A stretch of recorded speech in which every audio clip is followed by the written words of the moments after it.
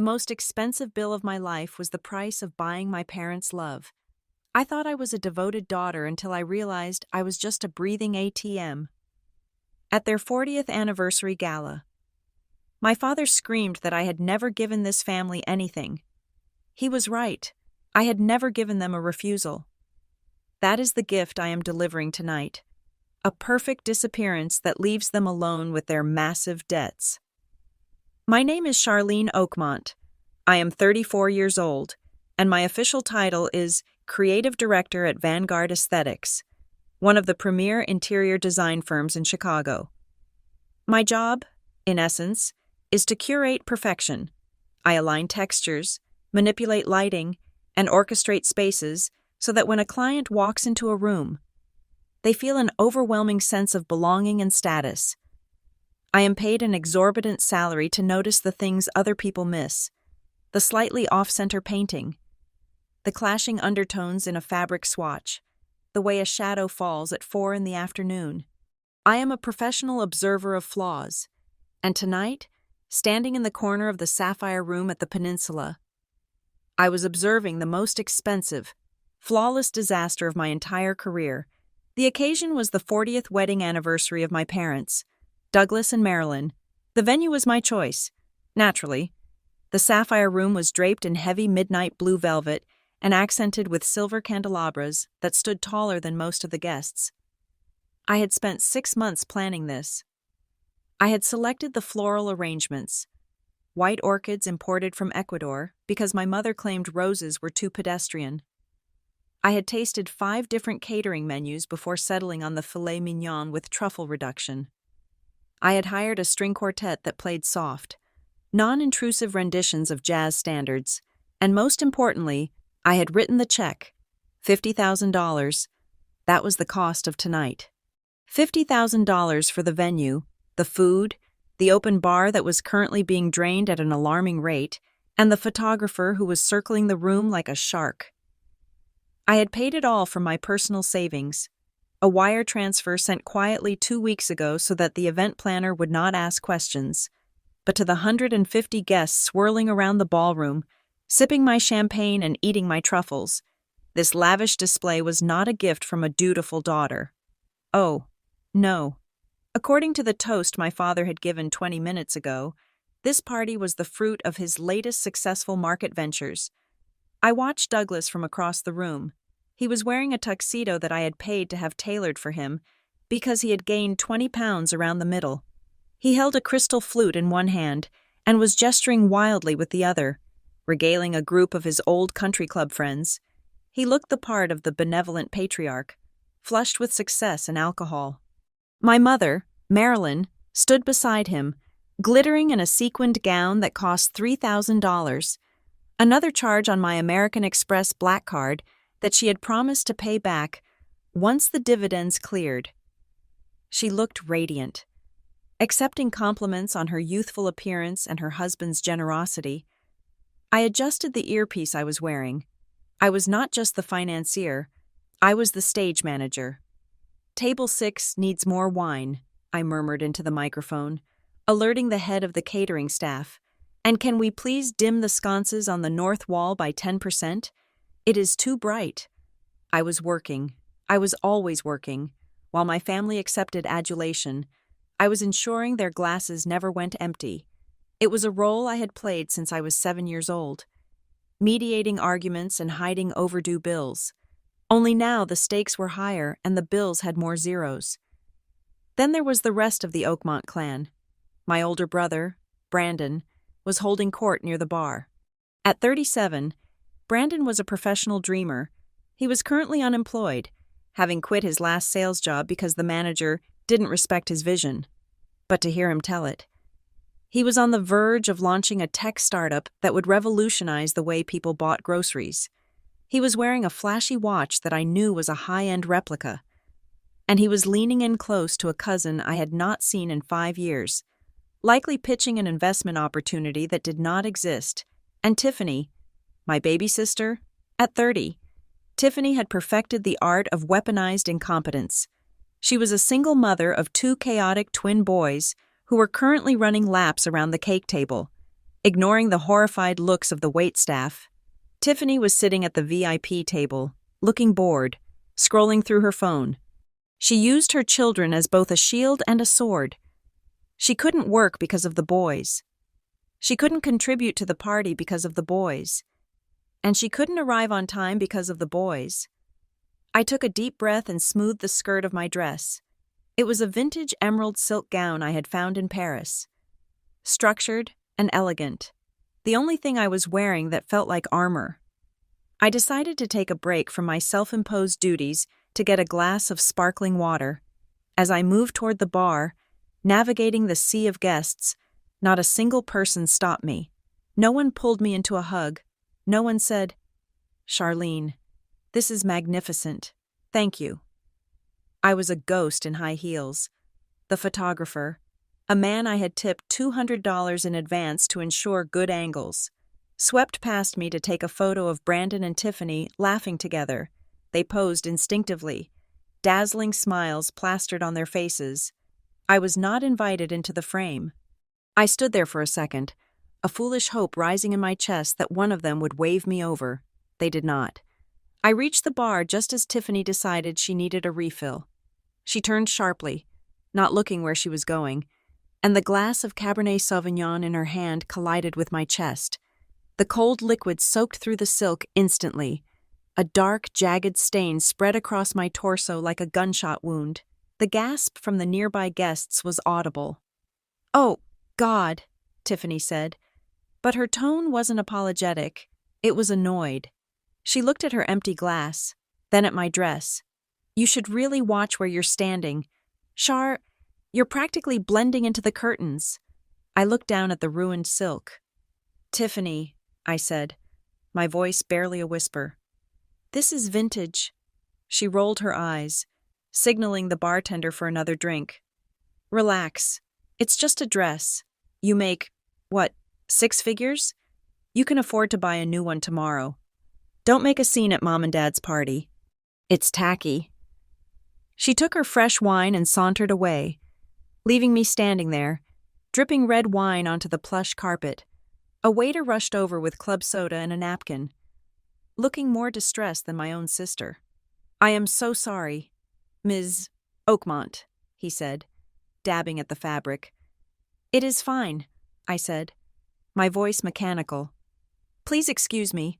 I needed to escape. I needed air." But as I turned toward the side exit, I heard my father's booming voice. He had gathered a larger crowd now, and the topic had shifted to real estate. "Yes, well, we just closed on the summer property at Lake Geneva." Douglas was booming, puffing out his chest. "Beautiful place, private dock, 5 bedrooms. We wanted a place for the grandkids to run around. A legacy property. You know? It is important to have assets to pass down." I froze. The Lake Geneva house. The house was in my name. The down payment of $120,000 had come from my bonus last year. The monthly mortgage payments of $4,000 were deducted from my checking account on the 1st of every month. Douglas and Marilyn had asked to use it for weekends, but somehow they had moved in half their furniture and started calling it theirs. "We are thinking of getting a boat next month," Douglas continued, winking at a man who I knew was a banker. "Something modest, maybe 30 feet? My blood ran cold. He was talking about buying a boat when he hadn't paid for his own health insurance in 3 years. I paid that too. I felt a sudden, sharp vibration in my clutch. It was a notification from my bank app. I usually ignored them during events, but the adrenaline from the wine spill and the lie about the lake house made me check it. Transaction alert. $2,400 at the Sapphire Room bar. Pending. My stomach dropped. The open bar was prepaid. This was a separate charge. Someone had ordered bottles of vintage scotch to take home, or perhaps cigars, and charged it to the card on file for incidentals. My card. I looked up and saw my father slipping a receipt into his pocket, giving a thumbs up to the sommelier. Enough. I walked over to him. Keeping my face composed, I waited until there was a lull in the conversation, until the banker had turned away to grab a canapé. "Dad," I said softly, touching his elbow, Can I have a word? In the coat check room? It is urgent. He frowned, annoyed at the interruption. Not now. Charlene, can't you see I am entertaining? It is about the bill, Dad, I whispered, tightening my grip on his arm just slightly. His eyes flickered with irritation, but he nodded. He excused himself with a charming smile to his audience and followed me into the small, quiet service corridor that led to the coat check and the staff break room. The moment the heavy door clicked shut, the noise of the party vanished, replaced by the hum of the industrial refrigerator and the scent of floor wax. We were alone, save for two waiters who were polishing silverware at a station in the corner. They looked up, startled, but my father ignored them. What is it? Douglas snapped, adjusting his bow tie. Why are you dragging me away? Do you know who I was talking to? That was Jim Halloway. He could be a huge investor for Brandon's company. You just charged $2,400 to my card, I said, my voice steady but cold. The bar package was already paid for. What did you buy? He waved his hand dismissively. Just a few bottles of Blue Label for the boys. A party favor. Don't be so petty. Charlene. Petty? I felt the word hit me like a physical blow. I paid $50,000 for this night. Dad, I paid for the dress Tiffany just ruined. I pay the mortgage on the house you are bragging about. And now you are stealing another $2,000 from me for party favors? Stealing? His face turned a mottled shade of red. The charm was gone, replaced by the ugly, snarling temper I knew so well. How dare you use that word with me? I am your father. And I am your bank, I said. But the bank is closed. Dad, you need to return those bottles. I will do no such thing, he shouted. The sound echoed off the tiled walls. The waiters froze, staring at us. You embarrass me. You drag me out of my own party to lecture me about pennies? $2,000 is not pennies. It is to you, he roared. Stepping into my personal space, I could smell the expensive scotch on his breath. You sit up in that penthouse of yours, looking down on us. You think you are better than us because you have a fancy job? You have no soul. Charlene, you are cold. You are calculating. The door opened, and my mother walked in. She must have sensed the tension or followed us. Douglas, what is wrong? People are asking where the host is. Your daughter, Douglas spat, pointing a shaking finger at me, is accusing me of being a thief. She is crying over a bill on our anniversary. Marilyn looked at me, her expression shifting from confusion to disappointment. It was a look I had seen 1,000 times. Charlene, really? Now? Can't you just let it go? It is a special night. He charged the card I gave for emergencies. Mom, I said, feeling a desperate need for her to understand. He is spending money I do not have. You have plenty, Douglas screamed. He was losing control now, his facade cracking completely. He didn't care about the waiters. He didn't care about the staff. He wanted to hurt me. You count every dime with me, he yelled. You hold it over our heads. You think buying dinner gives you the right to control us? I don't want to control you, I said, my voice breaking for the first time. I just want you to stop using me. That was the trigger. Douglas's eyes bulged. He threw his hands up in the air, a gesture of absolute disgust. Using you? Using you? He laughed, a harsh, barking sound. You ungrateful wretch. We gave you life. We raised you.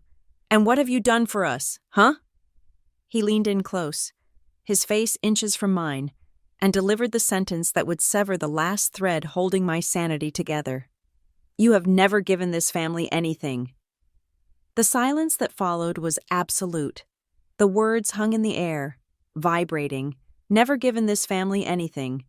I thought of the tuition checks, the bail money, the mortgage, the car payments, the medical bills, the groceries, the vacations, the clothes on his back, the wine in his blood.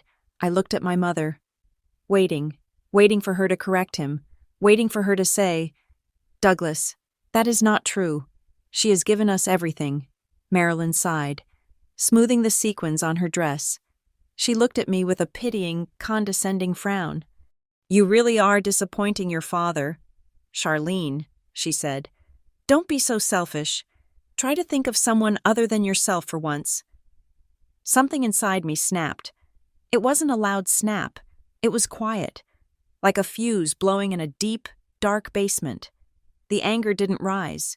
It evaporated, leaving behind a vast, cold emptiness. I looked at Douglas. I looked at Marilyn. For the first time in my life, I didn't see my parents. I didn't see the people I wanted to please. I saw two strangers. I saw two parasites in expensive clothes. I saw a bad investment. I looked at them with the eyes of a coroner examining a corpse. There was no life there, no love, just hunger. You are right, I said. My voice was so calm it startled me. It was devoid of inflection. I haven't, Douglas blinked, expecting a fight, expecting tears. He didn't know what to do with my agreement. He huffed, straightening his jacket. Well, at least you admit it. Now fix your face and come back out there. We need to cut the cake. He turned and marched back toward the ballroom. Confident that he had won. Confident that the ATM would reboot and dispense cash as usual. Marilyn gave me a quick, dismissive pat on the arm, avoiding the wine stain, and followed him. I stood there for a moment. The waiters were staring at the floor, terrified to make eye contact with me. I reached up and took the earpiece out of my ear. I placed it gently on the table next to the silverware. I didn't fix my face. I didn't wipe the wine from my dress. I turned away from the ballroom door. I walked down the service corridor, past the coat check, and out the side exit of the hotel. The Chicago night air was biting cold, but I didn't feel it. I walked to the valet stand, handed the attendant my ticket, and waited for my car. Inside the ballroom, the cake was being cut. Champagne was being poured. They were celebrating 40 years of a lie. I got into my car, gripped the steering wheel, and didn't look back. The party was not over, but my attendance was, and so was my subscription to the Oakmont family drama. The elevator ride to my penthouse took exactly 45 seconds. In that silence, I did not cry. I did not hyperventilate. I stood perfectly still, watching the floor numbers climb, feeling the silk of my wine-stained dress cooling against my skin like a second, rotting layer of flesh. When the doors slid open, I stepped into the sanctuary of my apartment, a space of glass and steel overlooking the Chicago skyline. A space that I owned, a space that they had never defiled with their presence. I kicked off my heels by the door. I walked straight to my home office, a room that looked more like a command center than a study. I sat down in my ergonomic chair and woke up my computer. The screen flared to life, casting a harsh, blue light over my face. I was not Charlene Oakmont, the daughter, anymore. That woman had died in a service corridor at the Peninsula Hotel. I was now an auditor, and I was about to conduct a forensic accounting of a fraudulent enterprise known as the Oakmont family. I opened a fresh spreadsheet.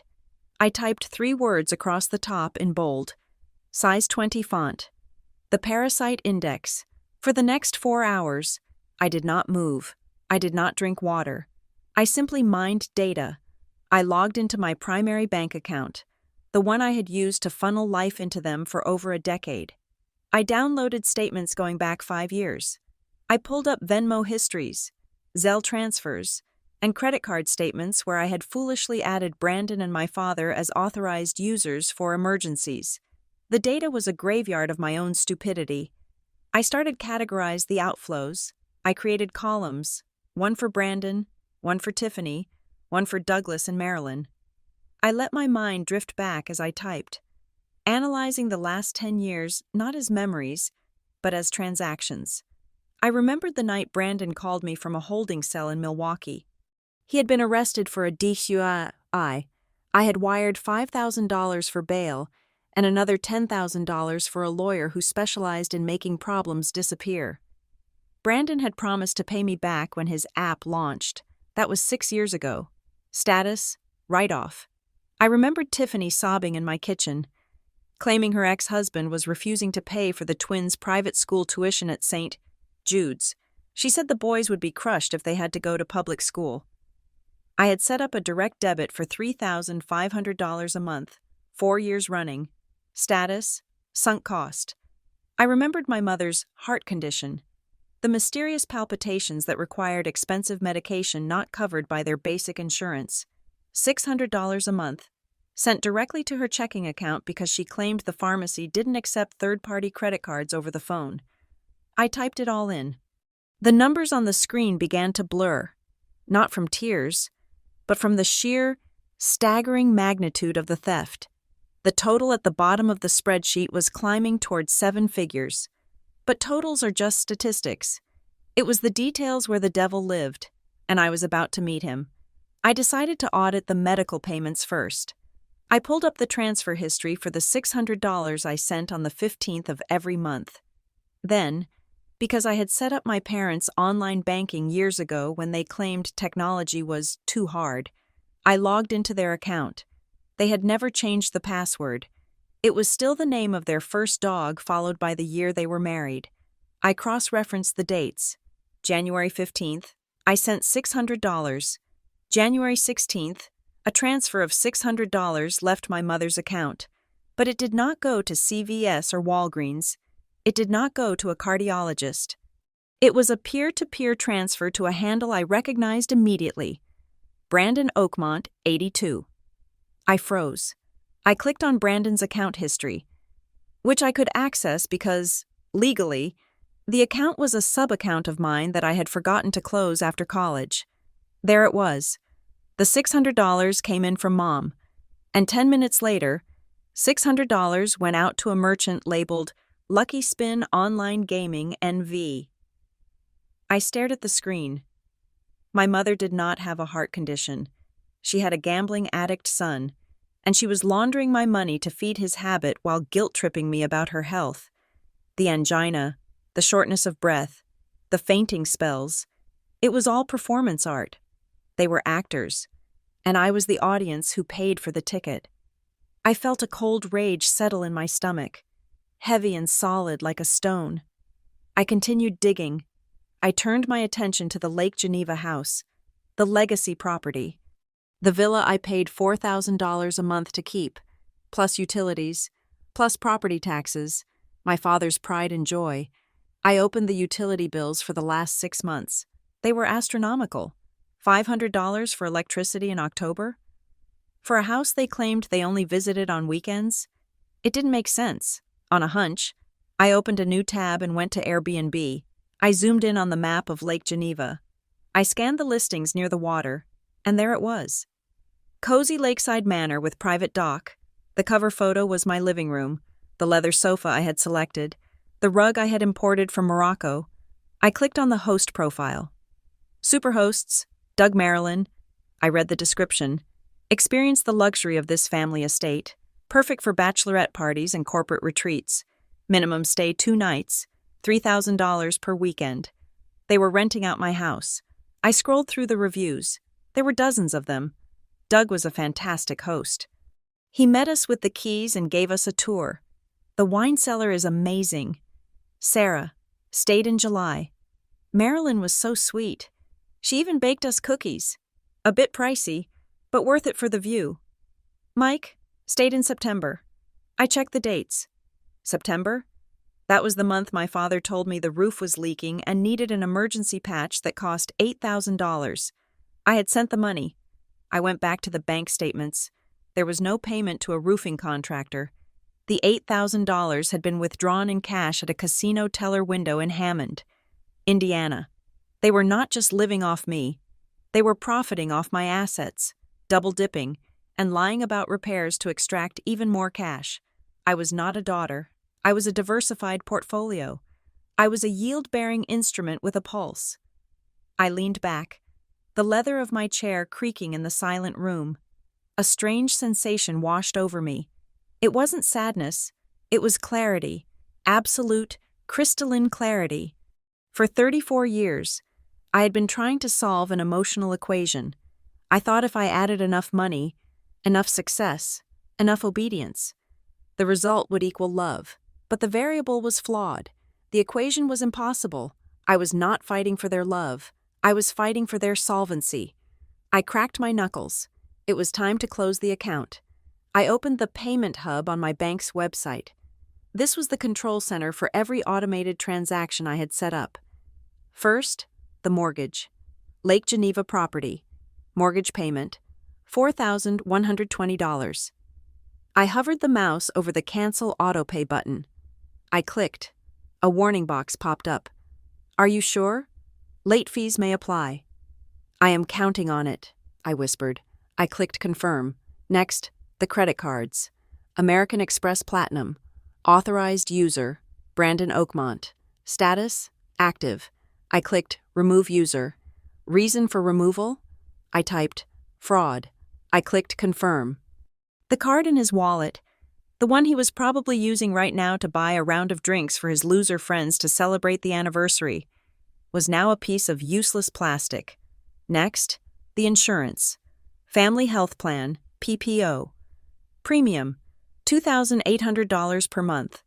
This covered Douglas, Marilyn, and Tiffany's kids. It was the gold standard plan, the best doctors, zero deductible. I selected Terminate Policy. Effective date, immediate. I clicked Confirm. I went down the list like an executioner. Tiffany's children's tuition direct deposit? Cancelled. The utility payments for the lake house? Cancelled. The cell phone family plan with unlimited international data? Cancelled. The subscription to the Wine of the Month Club for Dad? Cancelled. The lease payments on Tiffany's Range Rover? Cancelled. I stripped them bare. With every click, I felt lighter. I was surgically removing tumors that had been feeding on my blood supply. But I wasn't done. I needed to know how deep the rot went. I accessed the family cloud account. I paid for the storage, so I had the administrator rights. I searched for keywords in my father's email archives. Charlene, money, lawyer, will. I found an email thread from 2 weeks ago. The subject line was Retirement Strategy /Charlene. It was an exchange between my father and a man named Gerald Fitzsimmons, a lawyer I knew by reputation as an ambulance chaser. I opened the attachment. It was a draft legal strategy. I read the text, and my breath hitched in my throat. Dear Douglas, regarding your inquiry about filial responsibility laws, Illinois does have statutes that can compel a child to support indigent parents. If you can demonstrate that you are destitute and that Charlene has the means, we can petition the court for a maintenance order. Given her high income, we could likely secure a monthly stipend of roughly $10,000 if you divest your remaining liquid assets to appear fully dependent. We should also look into power of attorney in case she is deemed mentally unfit to manage her finances, perhaps citing stress or a breakdown. My hand shook as I held the mouse. They were planning to sue me. They were planning to fake poverty, after stealing millions from me, to legally force me to pay them alimony. And worse, the mention of mentally unfit. They were building a contingency plan to have me declared incompetent so they could take control of my entire estate. That was why my mother said I was disappointing. That was why they gaslit me. They were laying the groundwork. If I snapped, if I got angry, if I yelled, they would use it as evidence of my instability. I closed the email. I could not just cut them off. If I stayed in Chicago, if I stayed visible, they would serve me with papers. They would drag me into a courtroom. They would use the legal system to drain me when the emotional manipulation failed. I looked at the time. It was 3 a.m. I had to vanish. I needed to be gone before Monday morning. I needed to be gone before the banks opened and the notifications started hitting their phones. I needed to be a ghost. I stood up and walked to the floor-to-ceiling window. The city lights of Chicago glittered below, indifferent and cold. I placed my hand against the glass. You want me to be unfit? I said to the reflection of the woman in the window. I will show you unfit. I am going to disappear so completely that you will question if I ever existed. I turned back to the room. I grabbed my suitcase from the closet. I didn't pack dresses. I didn't pack suits. I packed jeans, thermal layers, and heavy boots. I packed the things Charlene, the creative director, never wore. I picked up my phone, the one they all called day and night. I looked at it one last time. There were 5 missed calls from Brandon, 2 from Tiffany. I went to the kitchen, filled a glass of water, and dropped the phone into it. I watched the screen flicker and die. The silence in the apartment was absolute. I was not just leaving a family. I was escaping a cult. And for the first time in my life, the balance sheet was finally tipping in my favor. I had 0 liabilities, and my only asset was the open road. At 8 o'clock on Monday morning, I walked into the corner office of Julian Thorne, the CEO of Vanguard Aesthetics. I was wearing a black turtleneck and tailored trousers. Looking nothing like the woman who had been stained with wine and humiliated 48 hours prior, Julian was a man of few words and vast vision. The only person in Chicago I respected more than my accountant. I placed a single sheet of paper on his mahogany desk. I need a sabbatical. Julian, I said, my voice steady. 3 months, unpaid, effective immediately. Julian looked at the paper, then up at me over the rim of his glasses. He did not ask why. He did not ask if I was sick. He knew that I had not taken a vacation day in 7 years. He knew I had billed 3,000 hours last year alone. Is this a burnout or a breakthrough? He asked. It is a research project. I lied smoothly. I am calling it the architecture of isolation. I need to understand how environment impacts psychology when stripping away all modern noise. I cannot do that here. I need to go off the grid. No emails, no client calls. Julian studied me for a long moment. He was a shark, but he recognized another predator when he saw one. He nodded once. Go, he said.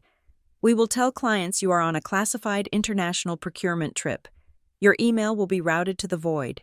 Do not let me down. Charlene, I will not, I said. I walked out of the building and threw my company ID badge into the recycling bin in the lobby. That was the first tether cut.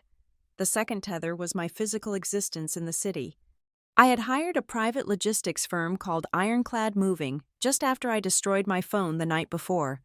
They specialized in high-security relocations for diplomats and paranoid celebrities. They arrived at my penthouse at nearly midnight on Sunday. They worked in silence.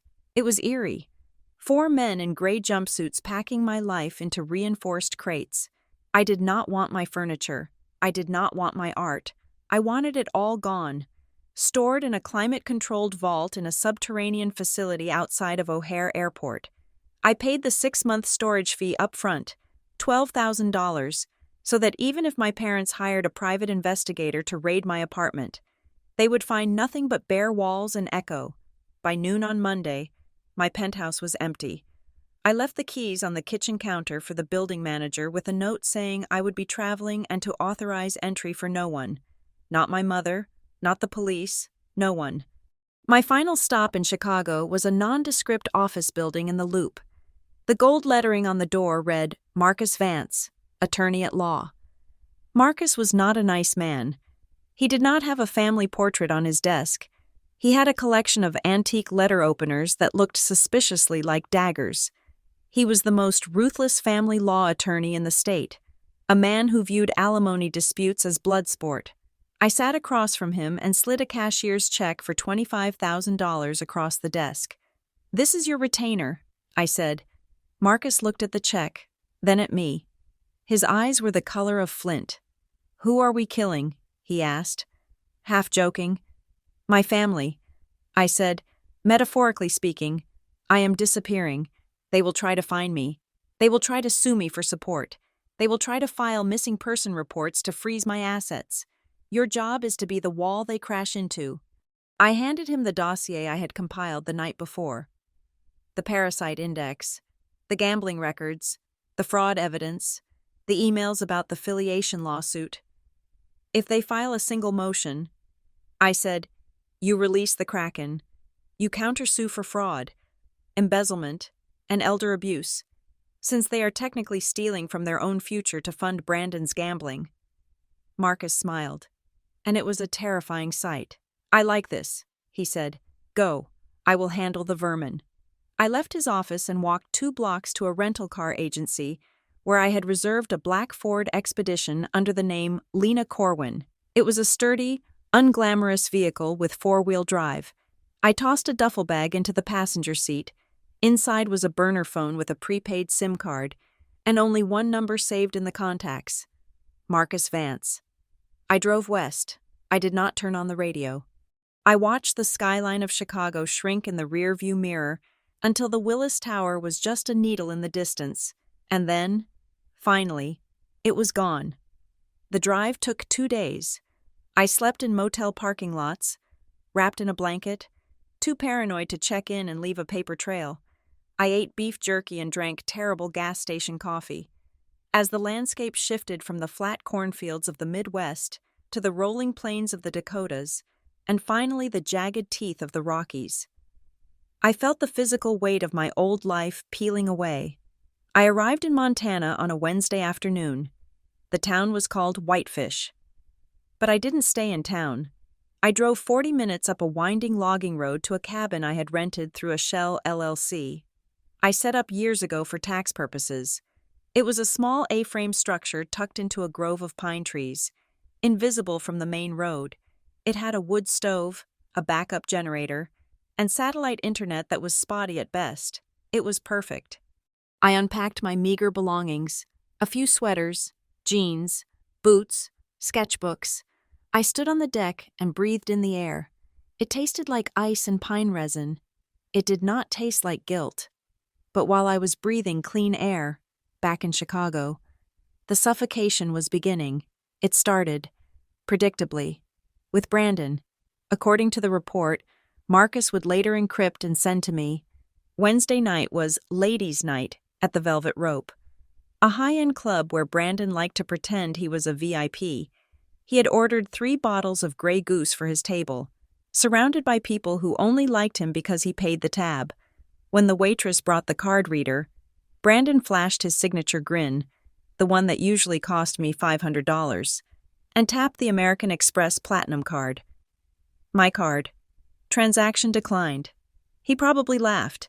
He probably told the waitress to try it again, blaming the chip. She tried it again. Transaction declined. Card reported lost or stolen. Please confiscate. The manager was called. The bouncers, who were not friends with Brandon but rather employees of a business that expected payment, arrived at the table. Brandon tried to call me. He called my number. The number you have reached is no longer in service. He called again, and again, 20 times in 5 minutes. Panic must have set in. Not panic about me. He didn't care if I was dead. But panic about the $2,000 bill sitting on the table and the 2 large men standing behind him. He had to call Mom. Marilyn would have had to transfer money from her retirement savings, which was actually just the remnants of what I had given her last month, to wire to the club. It was a humiliation he would never recover from in that social circle.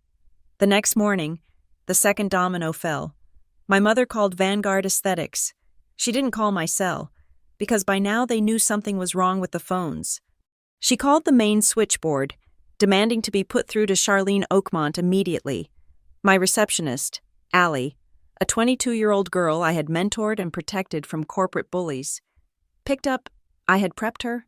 "Oh, Mrs. Oakmont," Allie said, her voice sweet and professional. "I am so sorry. Charlene didn't tell you? She was deployed on a crisis management assignment in Southeast Asia. Very sudden, top-secret clearance stuff." "Asia?" My mother must have shrieked. "When will she be back?" Allie paused for effect. "We are not sure. The project timeline is indefinite. 6 months? Maybe a year? She has no cell service where she is. Deep jungle. But she said she sent you a letter." There was no letter. The third domino was the loudest. Thursday afternoon at the Lake Geneva house. My parents had rented it out to a bachelorette party from Milwaukee. 6 women expecting a luxury weekend. They were in the middle of getting ready for dinner. One of them was in the shower. 2 were blow-drying their hair. Suddenly, the house went black.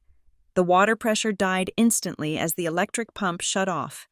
The heat, powered by electric forced air, began to fade.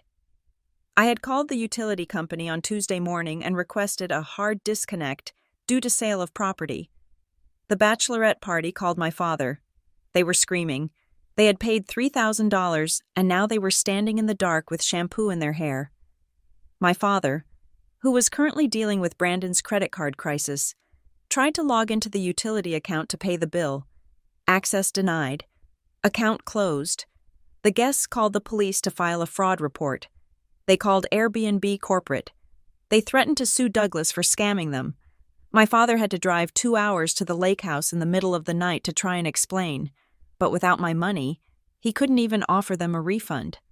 He had to stand there and take their abuse, humiliated, powerless, and freezing because the heat was off. I sat in my cabin in Montana, watching the snow fall. I had a mug of black coffee in my hands. It was the first time in 10 years I was drinking coffee that didn't cost $7 and didn't come in a to-go cup. I should have felt triumphant. I had executed the perfect strike. I had cut the supply lines and watched the enemy crumble. But I didn't feel happy. I felt hollow. My hands were shaking. I felt a phantom vibration in my pocket where my phone used to be. I kept checking my wrist for a smartwatch that wasn't there. My brain was so conditioned to the adrenaline of crisis, to the dopamine hit of solving someone else's problem, that the silence felt like a physical assault. I sat in the rocking chair by the wood stove and stared at the flames. My chest hurt. It was the withdrawal. I was addicted to their dysfunction. I was addicted to being the savior. Without the chaos, who was I? Was I just a woman in a cabin with a bank account and no friends? I forced myself to take a breath. In, out. You are free, I whispered to the fire. This is not loneliness. This is peace. It just feels heavy because you have never carried it before. I closed my eyes, listening to the wind howl outside. For the first time, the howling wasn't coming from my mother or my father. It was just the wind. I opened my laptop to check the encrypted email channel I had set up with Marcus. A notification popped up in the corner of the screen. It wasn't from Marcus. It was an automated alert from my primary bank, the one with the millions I had saved. Security alert. Multiple failed login attempts detected. IP address location: Chicago, Illinois. Device: Douglas's iPad. I stared at the screen. They weren't just worried. They weren't just angry. They were trying to hack me. They were trying to break into the vault because the cash flow had stopped for 3 days, and they were already desperate. I smiled. A cold, humorless curve of my lips. Let them try. I thought, I didn't just change the password. I changed the security questions. Question 1. What is your mother's maiden name? My answer: the parasite. Question 2. What was the name of your first pet? My answer: the scapegoat. Good luck guessing those. Dad. I closed the laptop, took a sip of coffee, and watched the snow bury the road, erasing the path back to the woman I used to be. 2 weeks is a strange amount of time. In the corporate world, it is a pay period. In the life of a fruit fly, it is an eternity. In the mountains of Montana, it is merely a shift in the wind. But for the Oakmont family, 2 weeks was apparently the exact duration required for civilization to collapse completely. I sat at a scratched wooden table in a diner called the Rusty Spoon, located 10 miles from my cabin. The air inside smelled of bacon grease and stale tobacco, a scent that somehow felt cleaner than the perfume of the Sapphire Room. I had my burner phone in my hand and a laptop open in front of me. Connected to the diner's sluggish Wi-Fi, I was reading the daily situation report sent by Marcus Vance. He had turned the destruction of my family into a bulleted list, delivered with the clinical detachment of a war correspondent. Item 1. The loan sharks. It seemed Brandon's gambling problem was not limited to online slots in Gibraltar. According to the police report Marcus had attached, 2 men with thick necks and no sense of humor had visited my parents' home in the suburbs on Tuesday evening. They were not there for tea. They were looking for Brandon, my brother. In his infinite wisdom, had not just borrowed money from a bank, he had borrowed $50,000 from a private lending entity, a polite term for loan sharks, to cover his losses from the previous month. And when they asked for collateral, he had given them a name: Charlene Oakmont. He had told them, My sister is the CFO of Vanguard. She covers all my debts. Just send the bill to her. When the men arrived and found out that Charlene Oakmont was missing and her accounts were locked, they were displeased. They had smashed the windshield of my father's prized Mercedes, the one I paid the lease on, and left a very clear message on the front lawn involving a baseball bat and a garden gnome. Brandon had collapsed, weeping on the driveway. He confessed to our parents that he had been using my reputation as a line of credit for 3 years. He had signed promissory notes with my forged signature. I read the police transcript. Douglas had told the officers that I was the one who authorized it, that I was just playing a game. The police, however, noted that without my confirmation, they could do nothing but take a vandalism report. The loan sharks were still out there. And for the first time, Brandon had no shield. Item 2. The expulsion. Tiffany was learning a hard lesson about the economics of private education. St. Jude's Academy was a prestigious institution that did not accept IOUs or charm. I had stopped the direct debit for the twins' tuition on the 1st of the month. By the 15th, the grace period had expired. Marcus forwarded me a screenshot of Tiffany's Facebook page. It was a picture of her 2 sons, crying, standing next to packed cardboard boxes in a classroom. The caption read, "It breaks my heart to see family turn their backs on innocent children. We were kicked out today because someone decided money was more important than blood. The village is empty. Guys, it is just us against the world now. Heartless single mom. Struggle karma will come." She didn't name me. She didn't have to. The comments section was a cesspool of speculation. Her friends were asking, "Is it the rich aunt?" I always knew she was cold. I felt a twinge of pain, sharp and sudden, not for Tiffany, but for the boys. They were innocent. They were pawns in her game of victimhood. But I reminded myself of the check I had written to the school 4 years ago, and the one after that. I had paid $200,000 for their education. Tiffany had not paid a dime. If she wanted them in that school, she could have gotten a job. She could have sold her designer handbags. Instead, she chose to weaponize their tears on social media. Item 3. The siege at Vanguard. This was the most embarrassing file. On Thursday morning, Douglas Oakmont marched into the lobby of Vanguard Aesthetics. He was wearing his best suit, but his tie was crooked, and his face was purple with rage. He demanded to see Julian Thorne. He screamed at the reception staff, my staff, that his daughter had been kidnapped. "She is in a cult," he had shouted. According to the incident report filed by building security, "She has been brainwashed. She would never cut off her family. I want to see her. You are holding her against her will." He tried to force his way past the turnstiles. 2 security guards, men I knew by name, had to physically restrain him. They escorted him out of the building while he threatened to sue the entire company for abduction. Julian had sent me a brief, encrypted text after the incident. "Your father has a powerful set of lungs. Do not worry. We told him you are in a secure facility in Jakarta. Take care."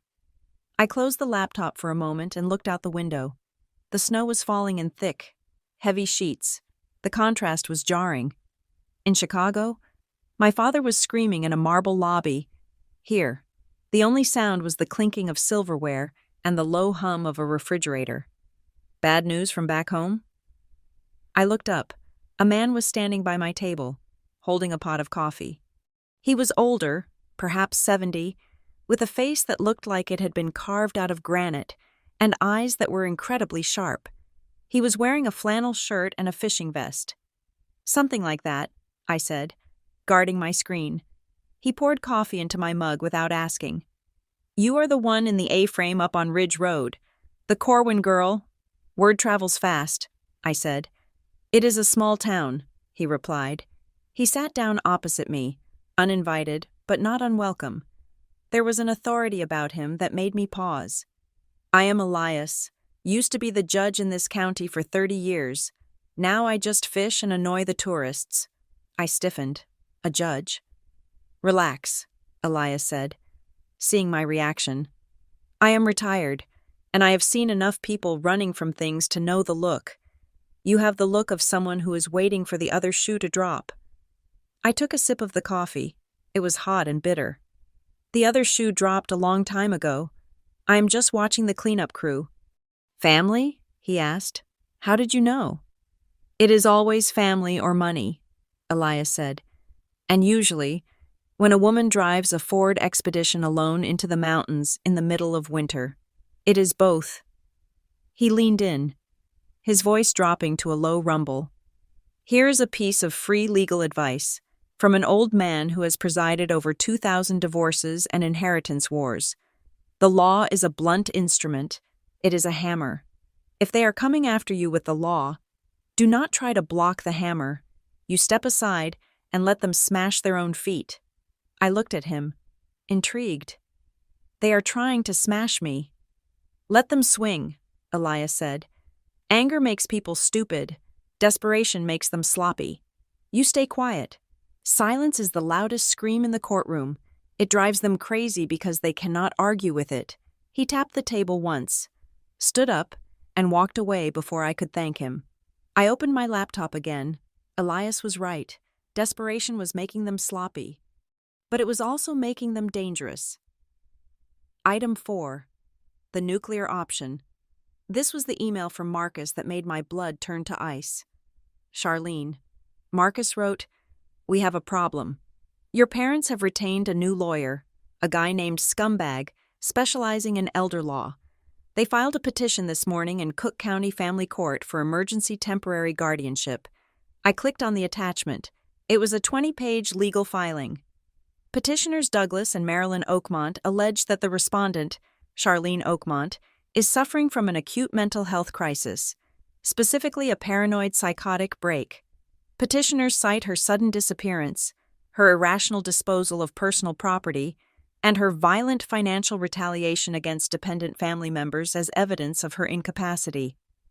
Petitioners request immediate control over respondents' financial assets to prevent further dissipation of the estate and to ensure respondent receives necessary psychiatric care. They were trying to Britney Spears me.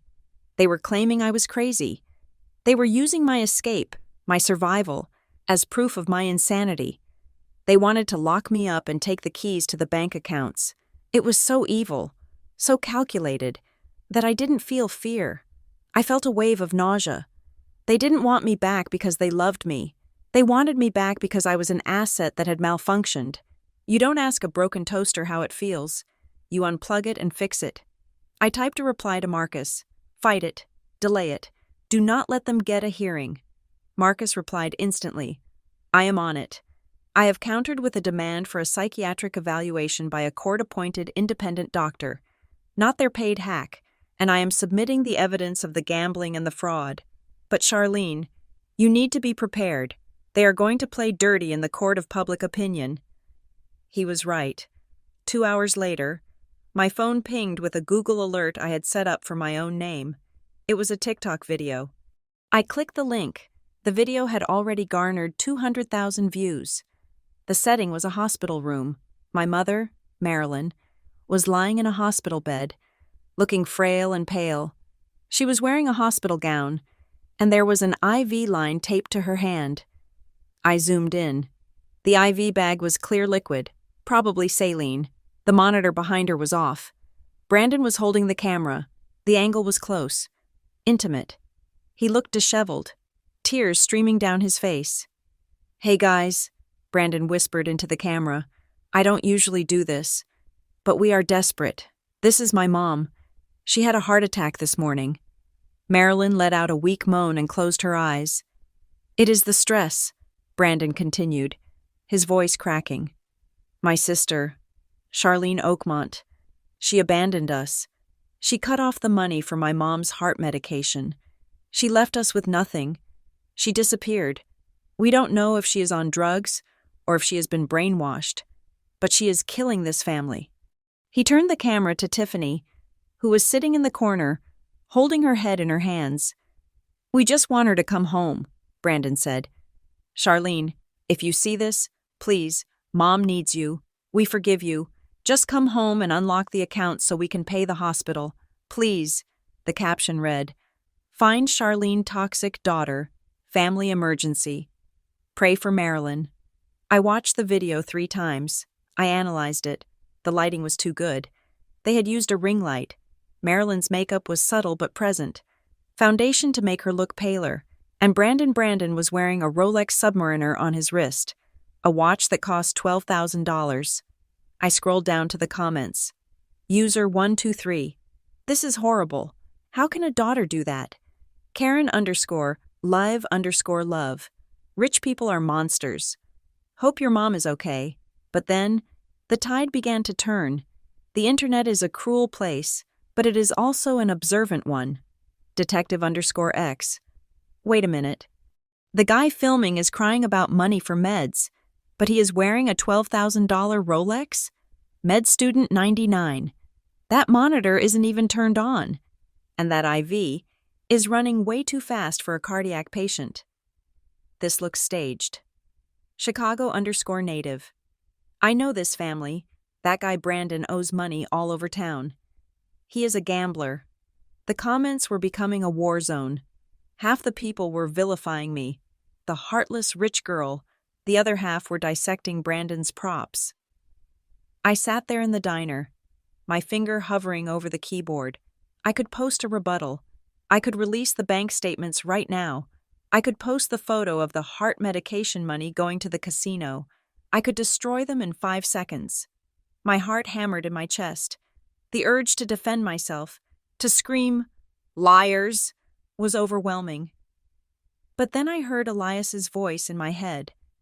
Silence is the loudest scream. If I engaged, I validated them. If I responded, I became a participant in their reality show. If I stayed silent, I remained a ghost, and ghosts are terrifying because you cannot fight them. I opened a new document on my laptop. I named it the evidence log. I dragged the video file into the folder. I dragged the screenshots of the comments into the folder. I dragged the threats from the loan sharks into the folder. I was not going to tweet. I was not going to post. I was going to document. I looked at the video one last time. My mother looked at the camera. Just for a split second, and I saw it. A flicker of annoyance that Brandon wasn't zooming in enough. "Nice try, Mom," I whispered. I closed the laptop. I paid for my coffee with cash. I walked out into the snow, leaving the digital firestorm burning on the server. Thousands of miles away. Let them burn. I had a cabin to reinforce. The real storm was just beginning. The silence of the Montana woods was not empty. It was heavy with presence. It held the weight of the snow-laden pines, the frozen breath of the wind against the glass, and the steady scratching of my charcoal pencil against the paper. For the first time in 15 years, I was drawing for myself, not a blueprint for a client who wanted a kitchen that would make their neighbors jealous, not a layout for a hotel lobby designed to intimidate guests with opulence. I was sketching a house that would never be built, a structure composed entirely of light and hidden corners. I called it the sanctuary. It had no guest rooms. It had no grand staircase. It was a fortress of solitude disguised as a home, designed for a woman who had spent too long living in a glass cage. But while I was building imaginary walls, the real walls around the Oakmont family in Chicago were crumbling with terrifying speed. The update came from Marcus on a Tuesday morning. He called it the implosion report. Without the steady drip of my wire transfers, the glue that held my family together, greed, had dissolved. They were no longer a united front of victimhood. They were a pack of starving dogs turning on each other in a locked cage. According to the private investigator, Marcus had keeping watch on the house. The arguments could be heard from the street. My father, Douglas, was blaming my mother. He screamed that she had coddled Brandon, that her gambling addiction, which he had conveniently ignored when I was paying for it, was the reason they were destitute. He claimed he had been blinded by love, a revisionist history that would be laughable if it were not so pathetic. My mother, Marilyn, was blaming Tiffany. She shrieked that Tiffany's bratty children were eating them out of house and home, that Tiffany should go back to her ex-husband and beg for money. Dignity be damned. And Brandon? Brandon was blaming everyone but himself. He was pacing the living room, drinking the cheap vodka they had to buy now that the blue label was gone, shouting that I had ruined his business momentum. But the shouting stopped when the doorbell rang. It was not the police. It was the associates of the private lenders Brandon owed. They were tired of waiting. They did not break legs this time. They came for assets. Specifically, they came for the 2024 Mercedes S-Class sitting in the driveway. The car my father drove to the country club. The car he washed every Sunday with a diaper cloth. The car was registered in my name. I had leased it for Douglas 3 years ago as a birthday present. I paid the $2,100 a month for the lease, but Brandon, in his desperation, had offered the car as collateral to the Sharks, forging a transfer of title that wasn't legal but was enough to confuse the situation. The repo men didn't care about paperwork. They cared about the $50,000 Brandon owed. They hooked the Mercedes up to the tow truck. Douglas had run out onto the lawn in his bathrobe, screaming, "You cannot take this! This is a collector's item! Do you know who I am?" The driver had looked at him and said, "Yeah, you are the guy with a son who writes bad checks. Step back, pop, or you go on the hook too." They dragged the car away, leaving black tire marks on the pristine driveway. My father sat on the curb and wept. Not for his son's safety, not for his missing daughter. He wept for the leather seats and the heated steering wheel. It was time to twist the knife. I signaled Marcus to send the document we had prepared. It was a legal notice titled, "Notice of Termination of Voluntary Financial Support and Statement of Historical Contribution." It arrived via courier the day after the car was taken. They probably tore it open hoping it was a check, hoping I had cracked, hoping I was apologizing. Instead, they found a spreadsheet. Marcus had itemized every single dollar I had given them over the last decade. Tuition, mortgages, cars, vacations, medical bills, gambling debts, bail bonds, legal fees, pocket money. The final total was printed in bold at the bottom. $2,542,318.50. The letter attached was brief. "Dear Mr. and Mrs. Oakmont, the attached figure represents the nothing your daughter has given this family. As of this date, the debt is considered paid in full. Any further attempts to solicit funds will be considered harassment and met with immediate legal action. Sincerely, Charlene Oakmont." I waited for the reaction. I expected, perhaps naively, a moment of shame, a realization of the magnitude of their consumption. I was wrong. Marcus reported that the reaction was not shame, it was nuclear-grade entitlement. "She kept receipts?" my mother had screeched, reading the letter. "Who does that? Who counts money given to family?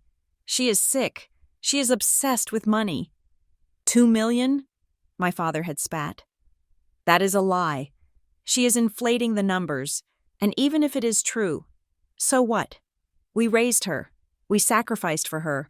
She owes us 10 times that." They didn't see the $2.5 million as a gift. They saw it as back pay. They genuinely believed that my existence was a service they had provided to the world, and they were entitled to royalties. They decided that playing the victim on TikTok was not enough. They needed to play dirty. They pooled the last of their resources, likely pawning some of my mother's jewelry that I had bought her, and hired a man named Silas Grimaldi. Marcus knew of him. Grimaldi was a bottom-feeder private investigator. He was the guy you hired when you wanted to intimidate a witness or stalk an ex-wife, not when you wanted to find a missing person for a reunion. He was cheap, unethical, and effective. His mandate was simple. Find Charlene, get her address, and then we go to her. While Grimaldi started digging, Tiffany played her card. I was in the kitchen of the cabin, making a sandwich. When my burner phone buzzed, it was a forwarded audio file from Julian at Vanguard, received on the emergency crisis line at 4 a.m. The text read, "Thought you should hear this." I pressed play. The voice was small, trembling, and heartbreakingly familiar. It was Sophie, my 7-year-old niece, Tiffany's daughter. "Auntie Char?" the voice squeaked. "Are you there? Mommy says you went away because you are mad at us. I gripped the edge of the counter. My knuckles turned white. I miss you, Auntie Shar, the child continued. I drew you a picture. It is a butterfly. Mommy says we have to move out of our house because you took the money away. I don't want to move. Please come back. I promise I will be good. Then, a pause, a silence that wasn't quite silent. And then, a whisper, barely audible, but my high-definition audio software picked it up clearly. It was Tiffany's voice, hissing in the background. Tell her you are hungry. Say it. I am hungry, Auntie Shar, Sophie said, her voice breaking into a sob. Please. The recording ended. I threw the phone across the room. It hit the sofa cushion and bounced off harmlessly. I sank to the floor, my back against the cabinets, and buried my face in my hands. The rage that exploded in my chest was so hot it felt like heartburn. They were using a 7-year-old girl as a hostage. They were coaching her to beg for food to guilt me into unlocking the vault. I wanted to scream. I wanted to call them and kill them. I wanted to drive back to Chicago and burn the house down. But that was what they wanted. They wanted a reaction. I forced myself to breathe. I forced the fixer in my brain to shut down and the strategist to take over. I could not save Sophie by giving Tiffany money. Tiffany would just spend it on herself and make Sophie beg again next month. I opened my laptop. I logged into a secure banking portal. I created a new irrevocable trust fund. Beneficiary, Sophie Oakmont. Trustee, a third-party institutional bank. Conditions: funds can only be disbursed directly to accredited educational institutions or medical providers.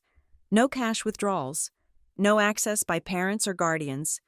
I transferred $50,000 into it. Then I emailed the trust documents to Tiffany. For Sophie's education and health, I wrote, "The money is locked. You cannot touch a cent.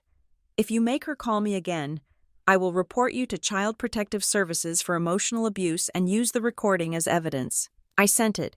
It was a shield for the child, but a slap in the face for the mother. But while I was winning the emotional war, I made a tactical error in the physical one. Living in isolation creates a false sense of security.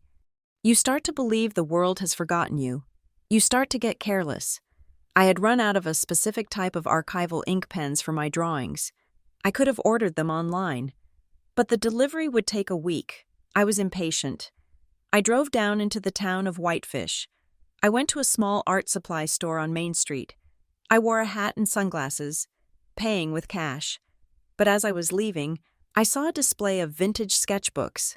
They were beautiful, leather-bound, expensive. I wanted one. I reached into my wallet. I didn't have enough cash left for the book. Without thinking, purely on muscle memory, I pulled out a credit card. It wasn't my main Amex. It was a backup Visa from a smaller bank that I hadn't used in 6 months. I thought it was safe. I thought it was under the radar. I swiped it. $75. Transaction approved. I walked out of the store with the book, feeling a vague sense of unease, but I shook it off. It was just one small transaction in a tiny town in Montana. Who would notice? Silas Grimaldi noticed. He had set up a tripwire alert on every single financial instrument linked to my social security number. Even the dormant ones. The moment that transaction hit the network, Main Street art frame, Whitefish, Montana, a red light blinked on a computer screen in a dirty office in Chicago. Grimaldi picked up the phone and called Douglas Oakmont. "I found her," he said. "She is in Montana. Whitefish." My father didn't ask if I was safe. He didn't ask if I was happy. "Book the tickets," Douglas said, his voice trembling with the anticipation of a hunter who has cornered a wounded animal. "We are going to get our money back." They didn't plan a visit. They planned a raid. Marcus caught wind of it 24 hours later. But by then, they were already moving. "Charlene," Marcus said, his voice tight on the line. Grimaldi bought 4 plane tickets to Kalispell. Douglas, Marilyn, Brandon, and himself, they are coming, and they have drafted a document. It is a voluntary transfer of assets agreement. They intend to corner you, intimidate you, and force you to sign over the lake house and the investment accounts. "Let them come," I said. I was standing on the deck of my cabin, looking at the driveway. The snow was deep. The road was treacherous. "Charlene, you should leave," Marcus said. "Go to a hotel. Go to Canada. Do not engage." "No," I said. "I am done running. They want a confrontation? I will give them one. But it won't be the one they are expecting." I hung up. I looked around my cabin, my sanctuary.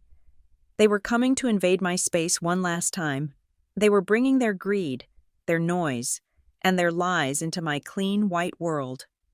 I walked to the closet and pulled out a small, heavy box. It wasn't a weapon, it was a projector. I went to the window and looked at the long, narrow driveway that wound through the trees. It was the only way in. I smiled. "Welcome to the wilderness, Mom and Dad," I whispered. "I hope you brought your winter coats, because it is going to get very cold." The realization that I was being watched did not come with a scream or a sudden jolt of adrenaline. It arrived with the subtle scent of stale cigarette smoke in a town that smelled exclusively of pine needles and snow. I was walking out of the local grocery store in Whitefish, carrying a brown paper bag containing apples and a bottle of wine. It was a Tuesday afternoon, gray and quiet. Across the street, parked next to a snowbank that had hardened into ice, was a nondescript gray sedan. The engine was idling, the windows were tinted, but not dark enough to hide the silhouette of a man eating a sandwich with one hand and holding a camera with the other. Silas Grimaldi. He was not a very good private investigator. A professional would have switched cars. A professional would not have parked directly under a street lamp in a town where strangers were noticed immediately. I did not run. I did not jump into my Ford Expedition and speed away. Instead, I felt a strange, icy calm settle over me. It was the same feeling I used to get before a high-stakes board meeting at Vanguard. The moment I knew I held all the winning cards and the other side was just bluffing. They had found me. Good. I walked to my car. Deliberately slow. I let him take his pictures. I put the groceries in the passenger seat. Then, I drove to the only coffee shop in town that had decent cell reception. I knew he would follow. I checked my rearview mirror. The gray sedan was 3 car lengths behind me. I parked. I walked inside. I ordered a green tea. I chose a table near the window, but with my back to the glass, so he could see my posture but not my face. I pulled out my burner phone. I pretended to dial. "Marcus," I said, my voice loud enough to carry to the man who had just walked in and taken a seat at the counter. I injected a tremor into my tone, a wobble of hysteria that I had perfected by watching my mother for 30 years. "I cannot do this anymore. I am done. I am breaking." I paused, listening to the imaginary voice on the other end. "No, do not tell me to be strong," I sobbed, hunching my shoulders. "I am cold. I am lonely. They were right. I am mentally unstable. I see things in the woods. Marcus, I want it to stop. I want to sign the papers." I heard the rustle of a jacket behind me. Grimaldi was listening. "Yes," I whispered, wiping away non-existent tears. "Tell them to come. Tell Mom and Dad to come to the cabin tomorrow night. I will sign the transfer of assets. I will give them the Lake Geneva house. I will give them the accounts. I just want to go to the monastery in Vermont. I want to take a vow of silence. Just bring the papers. Tomorrow night, 7 o'clock. I will leave the door unlocked." I hung up. I put my head on the table and shook my shoulders, simulating a breakdown. 10 minutes later, I walked out. The gray sedan peeled away in the opposite direction. Grimaldi was rushing to call his employers. He probably thought he had just earned a massive bonus. I got into my car and smiled. It was a predator's smile. "Checkmate," I whispered. The next 24 hours were a blur of logistical precision. I was not preparing a home. I was preparing a stage. I contacted Elias, the retired judge, who had become my unlikely confidant. He made one phone call to Sheriff Miller, a man who had no patience for city folk causing trouble in his jurisdiction. I explained the situation. I had a restraining order pending, which Marcus had filed electronically that morning in Chicago, and I had trespassers incoming. Crucially, the cabin I was renting did not belong to me. It belonged to an LLC owned by a friend of Elias. Technically, if my parents entered, they were not entering their daughter's home. They were breaking and entering into a stranger's property. I cleared the cabin of my personal effects. I hid my sketchbooks. I packed my clothes.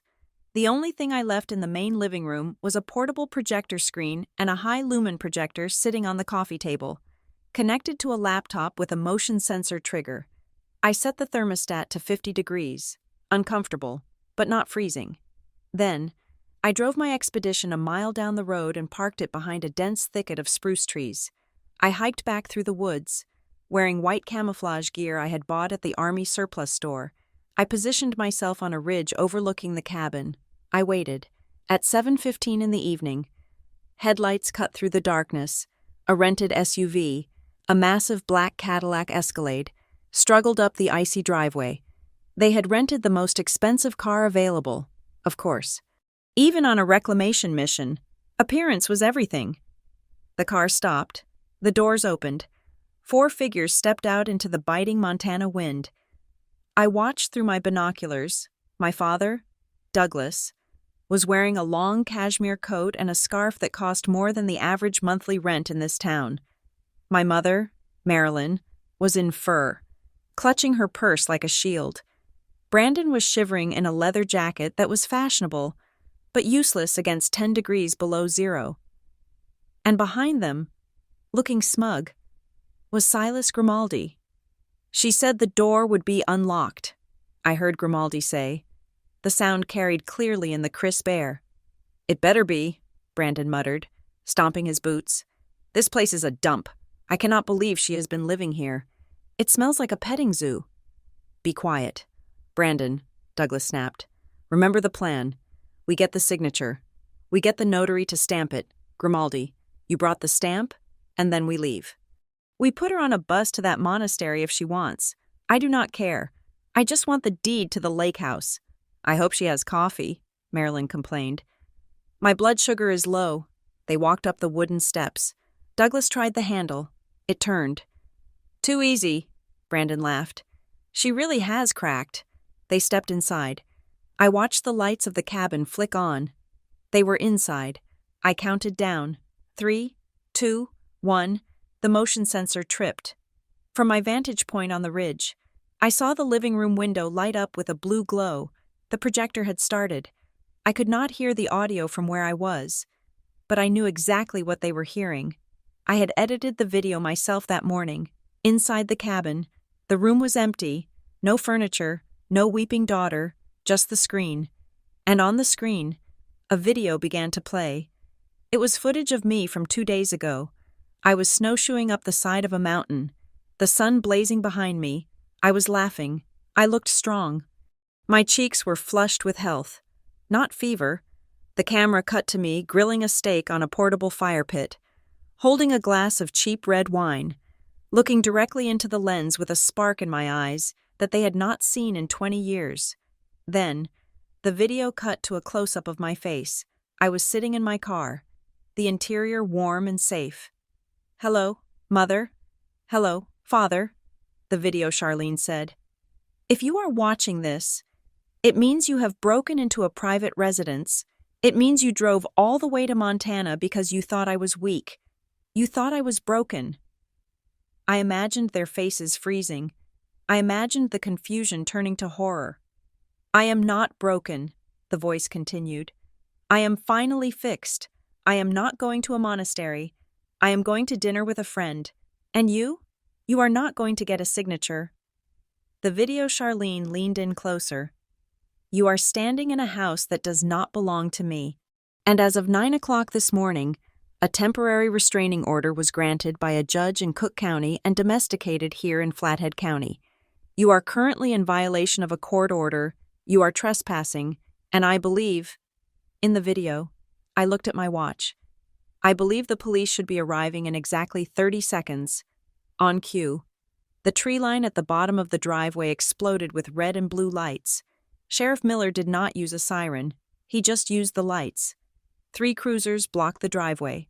boxing in the Escalade. I saw the front door of the cabin fly open. Brandon ran out first, panic written all over his body. "It is a misunderstanding," he yelled, holding his hands up. "We are family. We are just visiting." "Hands where I can see them," Sheriff Miller's voice boomed over the loudspeaker. "Step off the porch, now." Douglas stumbled out, looking disoriented. Marilyn was behind him, clutching her chest. But this time, the drama was real. "My daughter invited us," Douglas shouted, his face turning a dangerous shade of purple even in the flashing lights. "She is playing a trick. She is sick." "The owner of this property is a Mr. John Garris," the sheriff shouted back. "He did not invite you, and we have a restraining order listing all 4 of you as prohibited parties. Get on the ground." "I will not get on the ground," Douglas roared. "I am Douglas Oakmont. I am a—" He didn't finish the sentence. He grabbed his left arm. He gasped, a sound that was less a scream and more a deflation. He crumpled into the snow like a puppet with cut strings. It was a heart attack, a mild one, induced by the shock of the cold, the altitude, and the apoplectic rage of a narcissist who realizes he has lost control. Marilyn screamed, "Douglas! Oh my God! Douglas!" And then, the moment that sealed my resolve forever. Brandon did not rush to his father. He did not help his mother. He pulled out his phone. He held it up, aiming the camera at his father writhing in the snow, then at the police cars. "Guys," Brandon shouted at his phone, presumably live streaming to his 12 followers. "Police brutality! They are attacking my elderly father. We just came to help my sister and they are killing him. Look at this." He was filming content. His father was dying, or thinking he was dying, and Brandon was trying to go viral. I lowered my binoculars. I felt a wave of nausea, but it was followed by a cold, hard certainty. I picked up my burner phone and dialed Marcus. It was late in Chicago, but I knew he would be awake. "Did it work?" Marcus asked. "They are being arrested," I said. "Douglas is being loaded into an ambulance. Brandon is live streaming it." "Jesus," Marcus breathed. "Are you okay?" "No," I said. "I am not okay. I am done. What do you want to do?" I looked down at the chaotic scene. The flashing lights painted the snow in violent shades of crimson and violet. "The Lake Geneva house," I said. "The symbol. The one he bragged about at the party. The one he is willing to die to keep." "Yes." "Sell it," I said. "Not a normal sale. Foreclose on it. I am the lender. I am calling the note due immediately. They are in default. Trigger the acceleration clause." "Charlene," Marcus warned. "That is aggressive. That is the nuclear option. If you foreclose, it goes to public auction. It will be in the papers. Their friends will see it." "Good," I said. "I want them to see it. I want everyone to see it. Initiate the proceedings tomorrow morning. I want the sign on the lawn by the time Douglas gets out of the hospital." "Understood," Marcus said. I could hear the smile in his voice. "I will draft the paperwork." I hung up. Below me, the ambulance siren wailed, a lonely sound in the vast wilderness. They loaded my father in. My mother climbed in back. Brandon was arguing with a deputy who was putting him in handcuffs for trespassing.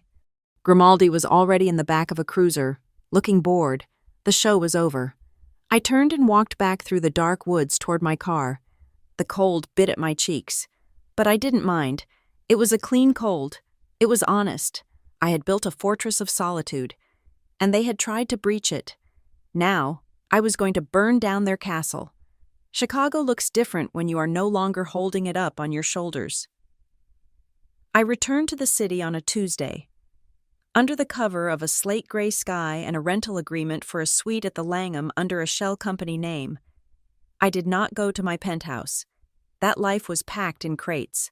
I was here for business, and the business was the dismantling of the Oakmont legacy. The first blow was not physical. It was social. And in the world my parents inhabited, social death was far more painful than cardiac arrest. I had instructed Marcus to file the foreclosure notice on the Lake Geneva property immediately after the incident in Montana. But I did not just file it quietly. I exercised my right as the lien holder to publish the notice of default in the Chicago Tribune and Crane's Chicago Business. It appeared on page 4 of the business section, a small, dry legal block of text that screamed scandal to anyone who knew how to read between the lines. Notice of foreclosure sale. Property address, 1400 Lakeshore Path, Lake Geneva. Debtor, Douglas and Marilyn Oakmont. Creditor, The C, Oakmont Revocable Trust. Amount outstanding, $1,200,000. The phone calls started by 9 in the morning. Not to me, nobody knew where I was, but to the friends of Douglas Oakmont. The country club locker room must have been a war zone of whispers. Did you see? Douglas is broke. His own daughter is foreclosing on him. I heard they tried to have her committed. The illusion of the successful investor Douglas Oakmont evaporated instantly. The man who had bragged about his boat was now the man who couldn't pay his mortgage. The facade was not just cracked, it was shattered. While the social circles were buzzing, the legal gears were grinding Brandon into dust. My brother had returned from Montana on bail for the trespassing charge. Thinking the worst was over, he was wrong. The moment he landed at O'Hare, 2 detectives from the Financial Crimes Unit were waiting at the gate. The charge was identity theft and wire fraud. When he had taken out the loan from the Sharks, he hadn't just used my name verbally, he had forged a power of attorney document. He had used my social security number to open a line of credit. I had given the police everything. The IP addresses, the forged signatures, the testimony of the loan sharks who were all too happy to flip on him to save themselves. He called me from the precinct. I had reactivated my old number just for this. "Shar!" he screamed into the phone. The panic in his voice was raw, animalistic. "They are booking me. They are talking about 5 years. Shar, you have to drop the charges. Tell them it was a mistake. Tell them you authorized it." I sat in my hotel room, looking out at the Chicago River. I cannot do that, Brandon, because I did not authorize it. "I am your brother," he wailed. "You cannot let me go to prison. I will die in here. Mom is going crazy. Dad is still in the hospital." "You should have thought about that before you bet my retirement fund on a spinning wheel," I said. "Do not call this number again. The next time I see you, it will be across a courtroom." I hung up. I blocked the number. I felt a pang of nausea, the old guilt trying to claw its way up my throat. But I swallowed it down with a sip of sparkling water. Justice is not comfortable, with Douglas in a cardiac recovery unit and Brandon in a holding cell. Marilyn Oakmont was left alone, and a narcissist alone is a dangerous thing. She had no one to control, no one to impress, and nowhere to channel her rage. So, she came for me. On Thursday morning, I was in a meeting with Julian Thorne at Vanguard Aesthetics. I had come in through the private elevator to avoid attention. We were discussing the transition of my accounts. Suddenly, the intercom on Julian's desk buzzed. "Mr. Thorne?" The receptionist's voice was high-pitched, terrified. "I am so sorry. There is a woman here. She says she is Charlene's mother. She is screaming. Security is trying to stop her, but she is causing a massive scene." Julian looked at me. "Do you want me to handle it? I can have her removed." I stood up. I smoothed the lapels of my white blazer. It was a new suit. Sharp, clean, armor. "No," I said. "I have been hiding for 2 months. It is time to step into the light." I walked out of the office and down the long glass corridor that led to the main lobby. The scene was chaotic. My mother was standing in the center of the atrium, surrounded by 3 security guards and a crowd of whispering employees. She looked deranged. Her hair was disheveled, her makeup smeared. She was wearing a fur coat that looked ragged, a relic of a life she could no longer afford. "Where is she?" Marilyn screamed, her voice echoing off the marble walls. "Where is the ungrateful witch? I know she's here. She put her brother in jail. She is killing her father." She grabbed a vase of flowers from the reception desk and smashed it on the floor. Water and glass exploded everywhere. "Charlene!" she shrieked. "Come out here and face me!" I stepped off the elevator. The sound of my heels clicking on the marble was sharp and rhythmic. Click, click, click. The crowd parted. Silence fell over the lobby, heavy and suffocating. "I am right here, Mother," I said. My voice was calm, projecting effortlessly to the back of the room. Marilyn spun around. Her eyes went wide. She saw me, healthy, impeccable, standing tall. The contrast between my composure and her hysteria was stark. "You," she hissed. She marched toward me, her hands shaking. "You monster. You put Brandon in a cage. You humiliated your father. You stole our house." "I reclaimed my property," I said, holding my ground. "And Brandon put himself in a cage when he stole my identity." "We gave you life," she screamed, closing the distance between us. "You owe us everything. You represent us. How dare you destroy this family?" She raised her hand. It was a reflex. She had slapped me a dozen times in my childhood when I spoke out of turn. She thought she still had that power. She swung her arm, aiming for my face. I did not flinch. I did not step back. I moved my left hand with the speed of a viper. I caught her wrist mid-air, inches from my cheek. The impact made a dull thud. I gripped her arm tight. My fingers dug into her flesh. She gasped, shocked by the physical resistance. I had never fought back before. I looked her dead in the eye. I lowered my gaze to her hand, specifically to the ring finger. "Careful, Mother," I said, my voice dropping to a register that was colder than the Montana winter. "You are hitting me with the 3-carat diamond ring I bought you for your 35th anniversary.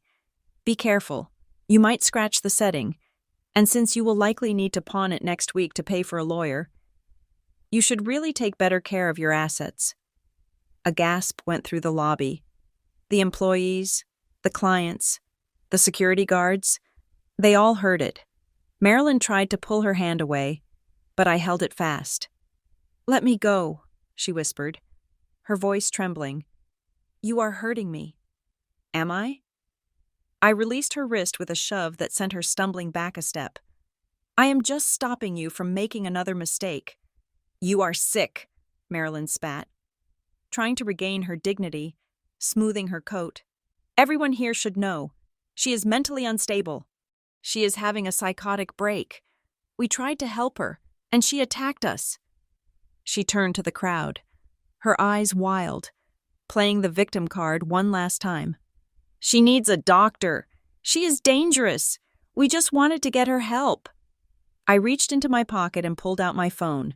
I had connected it to the lobby's Bluetooth sound system before I stepped out of the elevator.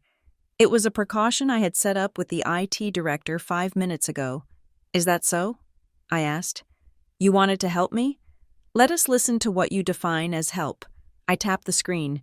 My father's voice, recorded from the bugged conversation in their kitchen 2 months ago, boomed through the high-end speakers of the Vanguard lobby. "Douglas, we need to get control of the accounts.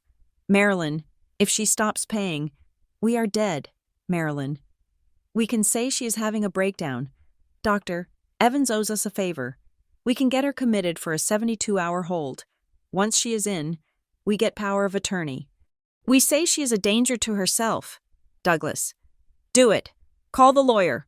We will drain the trust before she gets out." The recording ended. The silence in the lobby was absolute. It was the silence of a courtroom after a guilty verdict. Every single person in the room was staring at Marilyn. The pity was gone. The confusion was gone. It was replaced by pure, unadulterated horror. Marilyn stood there, frozen, her mouth opened and closed. But no sound came out. The mask had not just slipped. I had ripped it off and set it on fire. "That is fake," she stammered, backing away. "She edited it. It is AI. It is fake." "It is admissible evidence," I said, stepping forward. "And the police have the original. along with the bank records showing the money you funneled to Brandon's gambling addiction. I looked at the security guards. Gentlemen, this woman is trespassing. She has assaulted an employee. Please escort her out. 2 guards stepped forward. They were not gentle this time. They took Marilyn by the elbows. No, don't touch me, she screamed, thrashing as they dragged her toward the revolving doors. I am Marilyn Oakmont. I am a victim. Charlene, how can you do this? I watched her being hauled out onto the sidewalk, flailing like a child. I turned back to the room. My staff, my colleagues, my boss, they were all looking at me, some with awe, some with fear. I took a deep breath. I felt light. I felt clean. I apologize for the disruption, I said, my voice steady. We will need a cleanup crew for the flowers. I started to walk back toward the elevator, but I stopped. I turned back to the glass doors where my mother was still banging on the pane, shouting silent curses. I walked over to the intercom system at the reception desk. I pressed the button that broadcast to the external speakers outside the building. Mother, I said. My voice filled the street. Marilyn froze. The auction for the Lake Geneva house is next Wednesday at 10 o'clock in the morning, I announced. It will be held on the front lawn. I invite you to come. Come and see what happens when you treat a human being like a bank account. Come say goodbye to the life you never earned. I released the button. I turned to the receptionist, who was looking at me with wide, worshipping eyes. Allie, I said, order lunch for the office. On me. Something expensive. I walked back to the elevator. The doors closed, shutting out the noise, shutting out the past. I was alone in the metal box. Rising toward the sky, I checked my reflection in the polished steel. I didn't look like a victim anymore. I looked like a CEO. The Tuesday before the auction. I drove to Lake Geneva alone. The foreclosure papers had been served. The locks had been changed. And the house, my house, stood silent against the gray, choppy water of the lake. It was a monument to ego, a sprawling structure of stone and glass that had swallowed my income for 5 years. Now, it was just an asset to be liquidated. I had hired a forensic cleaning crew called BioCleanse. Usually, they handled crime scenes or hoarders' nests. I did not hire them because there was blood on the walls. But because the psychic residue of my family felt just as toxic, I wanted every trace of them, their smell, their hair, their secrets, scrubbed from the floorboards before the potential buyers arrived. I stood in the foyer, watching men in white hazmat suits dismantle the living room. They were efficient. They didn't ask why a daughter was evicting her parents. They just packed the expensive leather sofas and the crystal vases into crates labeled for storage auctions. Ms. Oakmont? I turned. It was the foreman, a burly man named Kowalski. He was standing at the top of the stairs that led down to the finished basement. We found something, he said. In the wine cellar. You might want to take a look before we haul it out. I followed him down. The basement was designed as a gentleman's lounge, my father's pride and joy. It had a mahogany bar, a billiards table, and a climate-controlled wine cellar that held 300 bottles of vintage reds, all purchased with my credit card points. Kowalski pointed to the back of the wine cellar. The racks had been pulled away from the wall to sweep behind them. There, embedded in the concrete foundation, was a safe. It was not a modern digital safe. It was an old, heavy steel box, painted green, with a rotary dial. It looked like something from the 1970s. I didn't know this was here, I said, frowning. I paid for the renovation of this basement 4 years ago. The contractors never mentioned a safe. They probably built around it, Kowalski said. Your dad probably told them to leave it. We found it because we were checking for mold behind the drywall. I stared at the cold steel. My father was not a man of subtle secrets. He was a man who hid things in plain sight, if he had a safe. He usually bragged about it. The fact that he had concealed this meant it contained something he truly feared losing. Can you open it? I asked. I am not a safecracker, Kowalski said, but I have a drill and a sledgehammer, and you are the owner. We can force it. Do it. It took 20 minutes of screeching metal and flying sparks. When the door finally groaned open, hanging on a broken hinge, the smell of old paper drifted out. I expected cash. I expected jewelry. I expected perhaps a stash of gold coins that Douglas had hoarded while begging me for lunch money. Instead, the safe was empty of valuables. It contained only 2 thick, dusty accordion folders. I waved Kowalski away. "Give me a minute." He nodded and went back upstairs. I was alone in the dim light of the cellar. I pulled the folders out. My hands were trembling slightly, not from fear, but from a vibrating instinct that told me I was holding the black box of the Oakmont family crash. I opened the first folder. It was labeled Estate of Eleanor Vance, 2012. Eleanor Vance was my maternal grandmother. She had died when I was a sophomore in college. I remembered the funeral. My mother had cried dramatically, draping herself over the coffin. Afterward, my parents had sat me down in our cramped kitchen and told me that Grandma had died penniless, leaving only debts. They told me that to pay for her funeral and to keep me in university, they had to liquidate their own retirement savings. They had guilted me for years about that sacrifice. "We went broke so you could study art history." Charlene, I opened the ledger. Beneficiary statement. Marilyn Oakmont. Total disbursement. $4,200,000. I stopped breathing. The numbers were typed clearly on the bank stationery. In May of 2012, my mother had inherited over $4 million. $4 million. I flipped through the pages. I saw the transfer records. June 2012. $300,000. Purchase of a timeshare in Cabo. August 2012. $500,000. Investment in venture capital fund. A Ponzi scheme that busted a year later. September 2012. $1 million. Transfer to a brokerage account managed by a man named Crazy Eddie. I sat down on the cold concrete floor. They hadn't gone broke paying for my college. My tuition was $40,000 a year.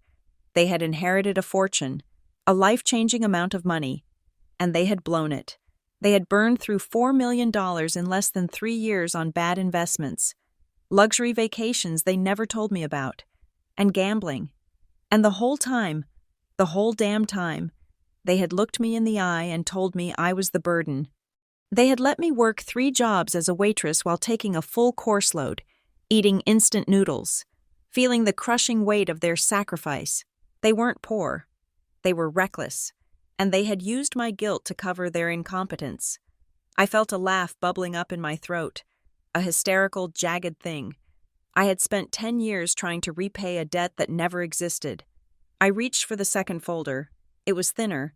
The label was handwritten in my father's blocky script. Contingency, CO. I opened it. It was an insurance policy. Policyholder, Douglas and Marilyn Oakmont. Insured life, Charlene Oakmont. Policy type, whole life with accidental death rider. Face value, $5 million. Double indemnity for accidental death. $10 million. I scanned the date. It was signed 7 years ago. The week I got my first promotion to junior director. The week I started traveling for business. I read the clauses. They were the beneficiaries. Irrevocable beneficiaries. My blood turned to ice. I remembered the phone calls. Every time I went on a business trip, my mother would call. "What flight are you on?" "Charlene? Is the weather bad? Did you rent a car? Be careful on those mountain roads." I had thought it was love. I had thought it was anxiety. I had thought, in my naive, desperate heart, that they were worried about losing their daughter. They weren't worried. They were hopeful. If I died in a plane crash, they got $10 million. If I drove my car off a cliff, they got $10 million. I looked at the premiums. They were high, $12,000 a year, and then I saw the source of payment. Payment method. Auto draft from joint account 8890. Account 8890 was the account I deposited my allowance into for them. I had been paying the premiums on my own death warrant. I closed the folder. The silence in the basement was absolute, but in my head, I heard the roaring of an ocean. They didn't just use me, they bet against me. They had a lottery ticket with my name on it, and every time I boarded a plane, they were probably holding their breath, waiting for the numbers to come up. I stood up. My legs felt steady, surprisingly steady, the last shred of empathy. The microscopic grain of doubt that had been whispering, "Maybe you are being too harsh," vanished. It was incinerated. I took out my phone. I didn't call Marcus. This was beyond legal strategy. This was criminal fraud. I took high-resolution photos of every page of the insurance policy. I took photos of the grandmother's estate records showing the dissipation of assets. I logged into my email. I composed a new message to the fraud investigation unit of the insurance company listed on the binder. Liberty Mutual. Subject: Fraudulent Policy Investigation. Policy 9982736. To whom it may concern, I am the insured individual on this policy.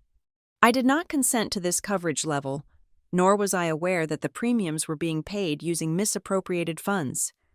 Furthermore, the beneficiaries have recently been charged with identity theft and financial fraud against me. I believe this policy represents a conflict of interest and a potential threat to my safety. Please investigate immediately. I hit send. Then I called the local police department in Lake Geneva. I asked to speak to the detective handling the trespassing case. "Detective," I said, my voice devoid of emotion. "I am at the house. I found some documents in a hidden safe. I think you need to see them. They establish a motive for the financial abuse that goes back a decade, and they suggest intent to harm." I walked up the stairs, leaving the empty safe open like a gaping mouth. As I walked out of the front door into the biting wind, my phone buzzed.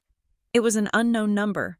I usually didn't answer, but today, I felt invincible. "This is Charlene." "Char, is that you?" It was Tiffany. Her voice was hushed, urgent. "I cannot talk long," she whispered. "I am in the bathroom at the motel. Mom is losing it. Char, she is throwing things. Dad is just staring at the wall. It is scary." "What do you want, Tiffany?" "I want out," she said. "I cannot live like this. Look, I know where Dad hid the rest of Mom's jewelry, the stuff he didn't pawn yet. He sewed it into the lining of his golf bag. And I know about the offshore account he tried to set up last year. I can tell you everything. I can testify against them." I paused, looking at the gray water of the lake. "And what is the price for this sudden burst of morality?" "I need $20,000, Tiffany said quickly. "Just to get me and the boys an apartment. A start over. Please, I am your sister. I am a victim of them too. They brainwashed me." "You are not a victim, Tiffany," I said. "You are 30 years old. You watched them bleed me dry for a decade. You drove a Range Rover paid for by my sweat. You sent your kids to a school paid for by my sleepless nights. And when the money stopped, you used your own daughter to try and manipulate me." "I was desperate," she cried. "We are all desperate," I said. "But some of us get jobs, others get accomplices. You are an accomplice. Tiffany, you are not getting $20,000. You are getting a subpoena." "Char, wait, don't hang up. They are talking about coming to the auction. They are going to make a scene." "Let them come," I said. "I have a front row seat reserved for them." I ended the call. I walked to my car. The cleaning crew was carrying out the dining room chairs. The house was emptying out, organ by organ. I drove back to Chicago in silence. I went straight to a high-end boutique on Michigan Avenue. "I need a suit," I told the sales associate. "What is the occasion?" she asked, eyeing my jeans and boots. "Business? Funeral?" "A rebirth," I said. "I need white, pure, stark white, no pinstripes, no color." She brought me a tailored Alexander McQueen suit. The fabric was crisp, the cut razor sharp. I tried it on, in the mirror. I didn't look like the woman who had hidden in a cabin in Montana. I looked like an avenging angel. I looked like a ghost that had come back to haunt the living. "I will take it," I said, "and the shoes, and the pearl earrings." I paid with my own card, the black Amex that no one else had access to anymore. I went back to my hotel room and hung the suit on the door. It glowed in the dim light. Tomorrow was the auction. Tomorrow. The hammer would fall. And for the first time in the history of the Oakmont family, the person holding the hammer would be me. I lay down on the bed, closing my eyes. I thought about the insurance policy. I thought about the $10 million they would have gotten if I had died.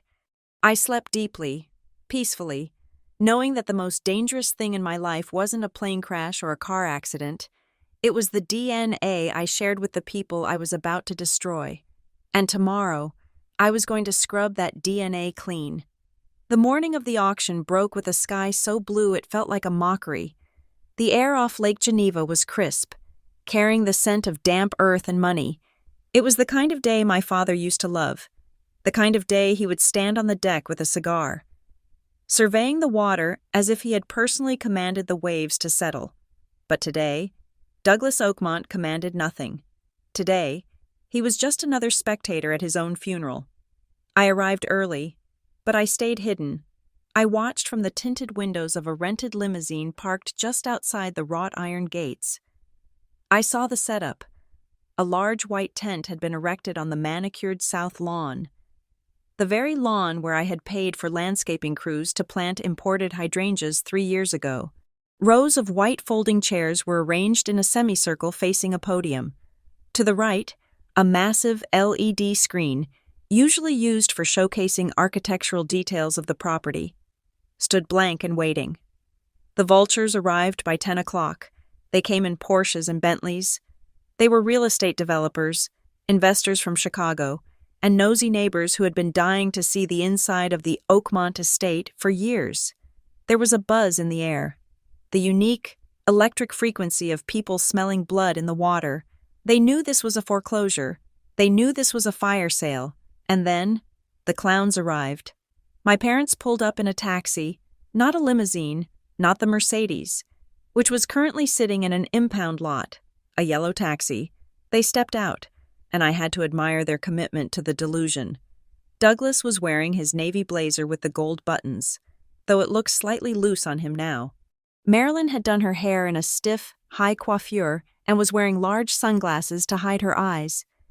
Tiffany trailed behind them, looking sullen, holding the hands of her 2 confused sons.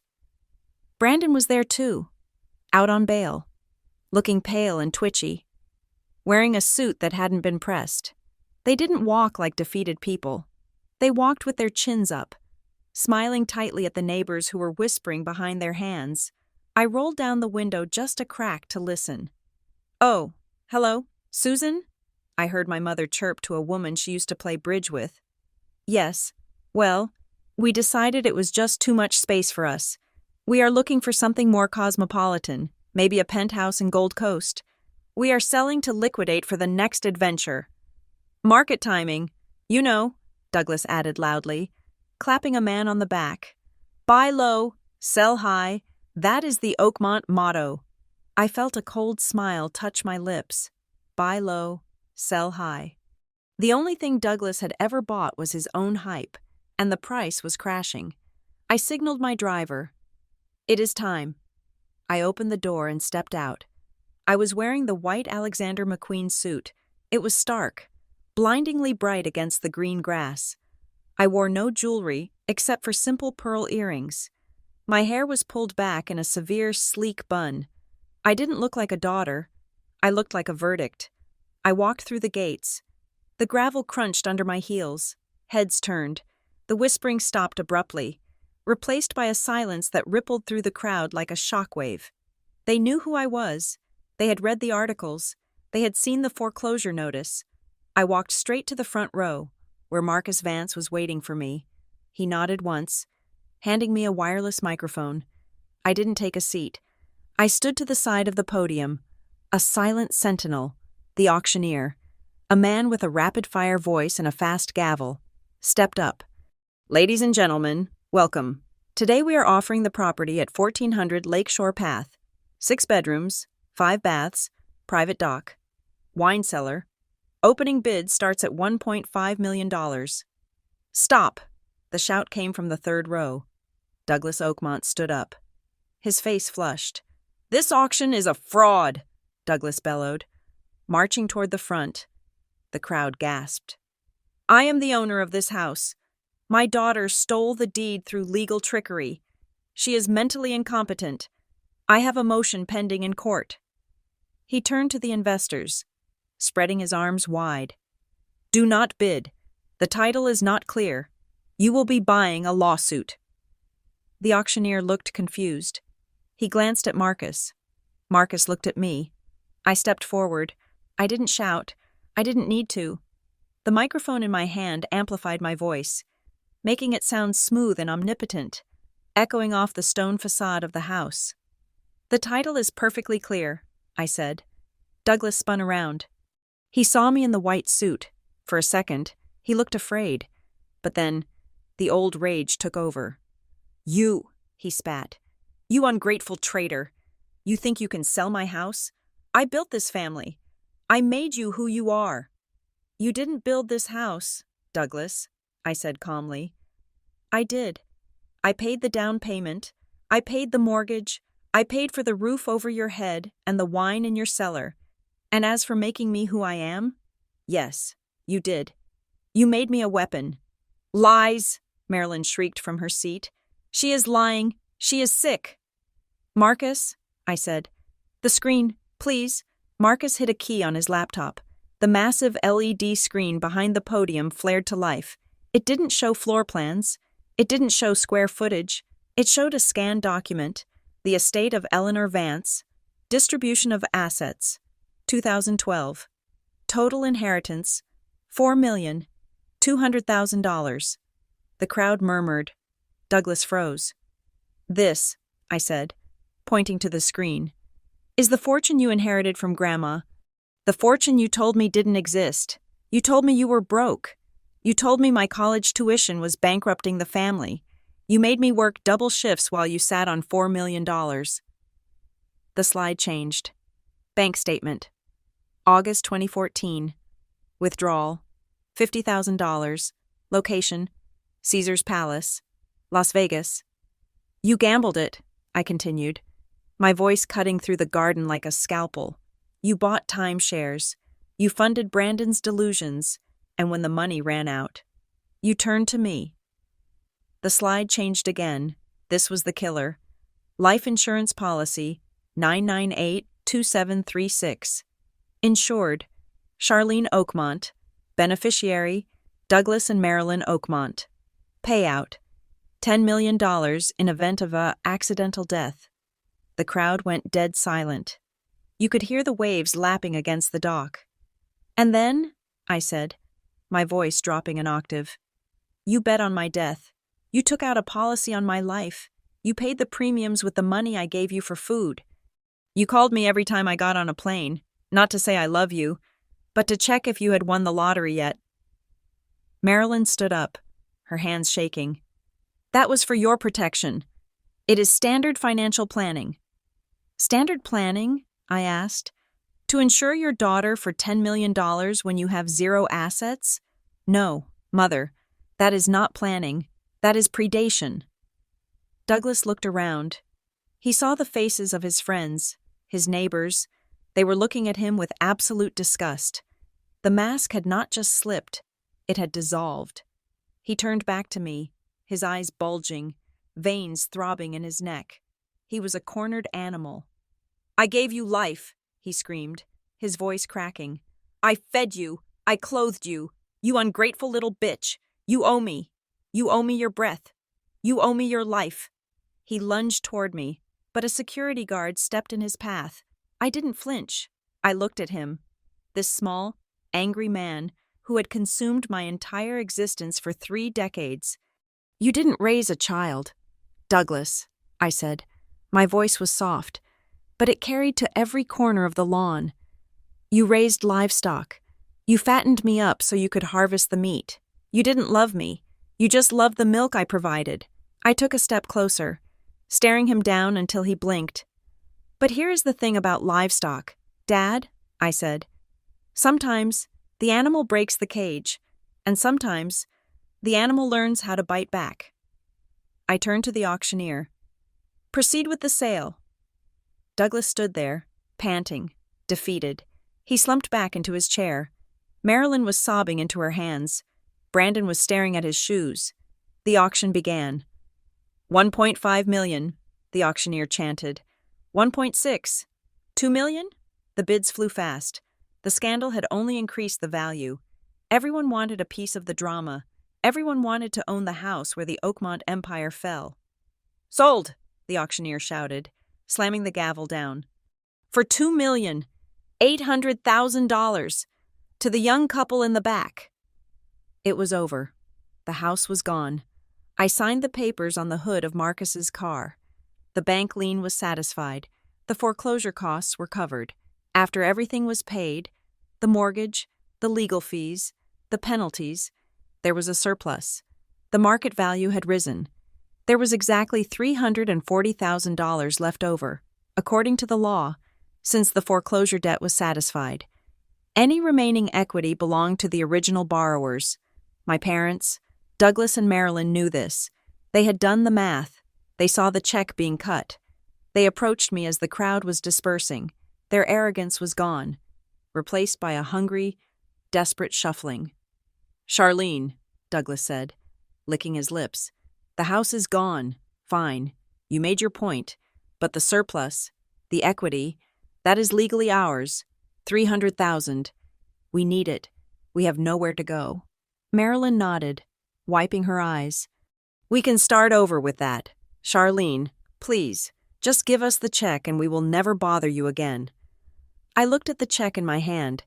It was made out to Douglas and Marilyn Oakmont, $342,000. You are right, I said. Legally, this is yours. Douglas reached out his hand, his fingers twitching. Give it to me. I pulled the check back. But, I said, there is one small problem. What? Douglas snapped. Give it to me.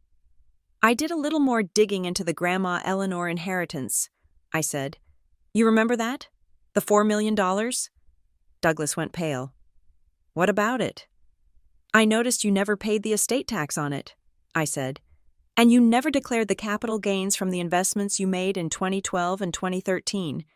You just pocketed it. Marilyn stopped crying. She looked terrified.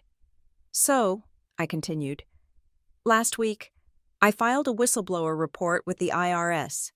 I sent them the ledger from the safe. I sent them the bank transfers. I signaled to 2 men in dark suits who had been standing quietly near the gate. They stepped forward. They were not investors. They were federal agents. The IRS moves fast when the numbers are this big, I said. They have placed an immediate levy on all your assets to cover back taxes, penalties, and interest. The debt is estimated at roughly $600,000. I handed the check to the agent on the left. Here is the surplus from the house sale, I said. It should cover about half of what they owe you. Douglas stared at the agent. He stared at the check disappearing into the agent's jacket pocket. No, he whispered. No, that is my money. It is the government's money now, the agent said. Mr. Oakmont, Mrs. Oakmont?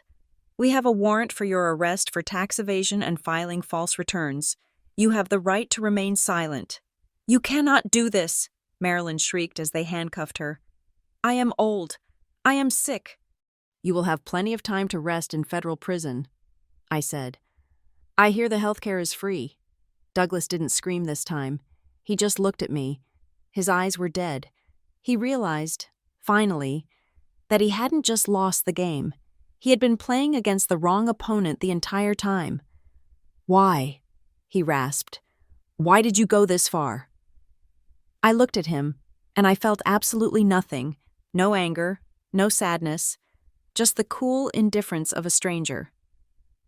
Because you taught me to be thorough, Dad, I said.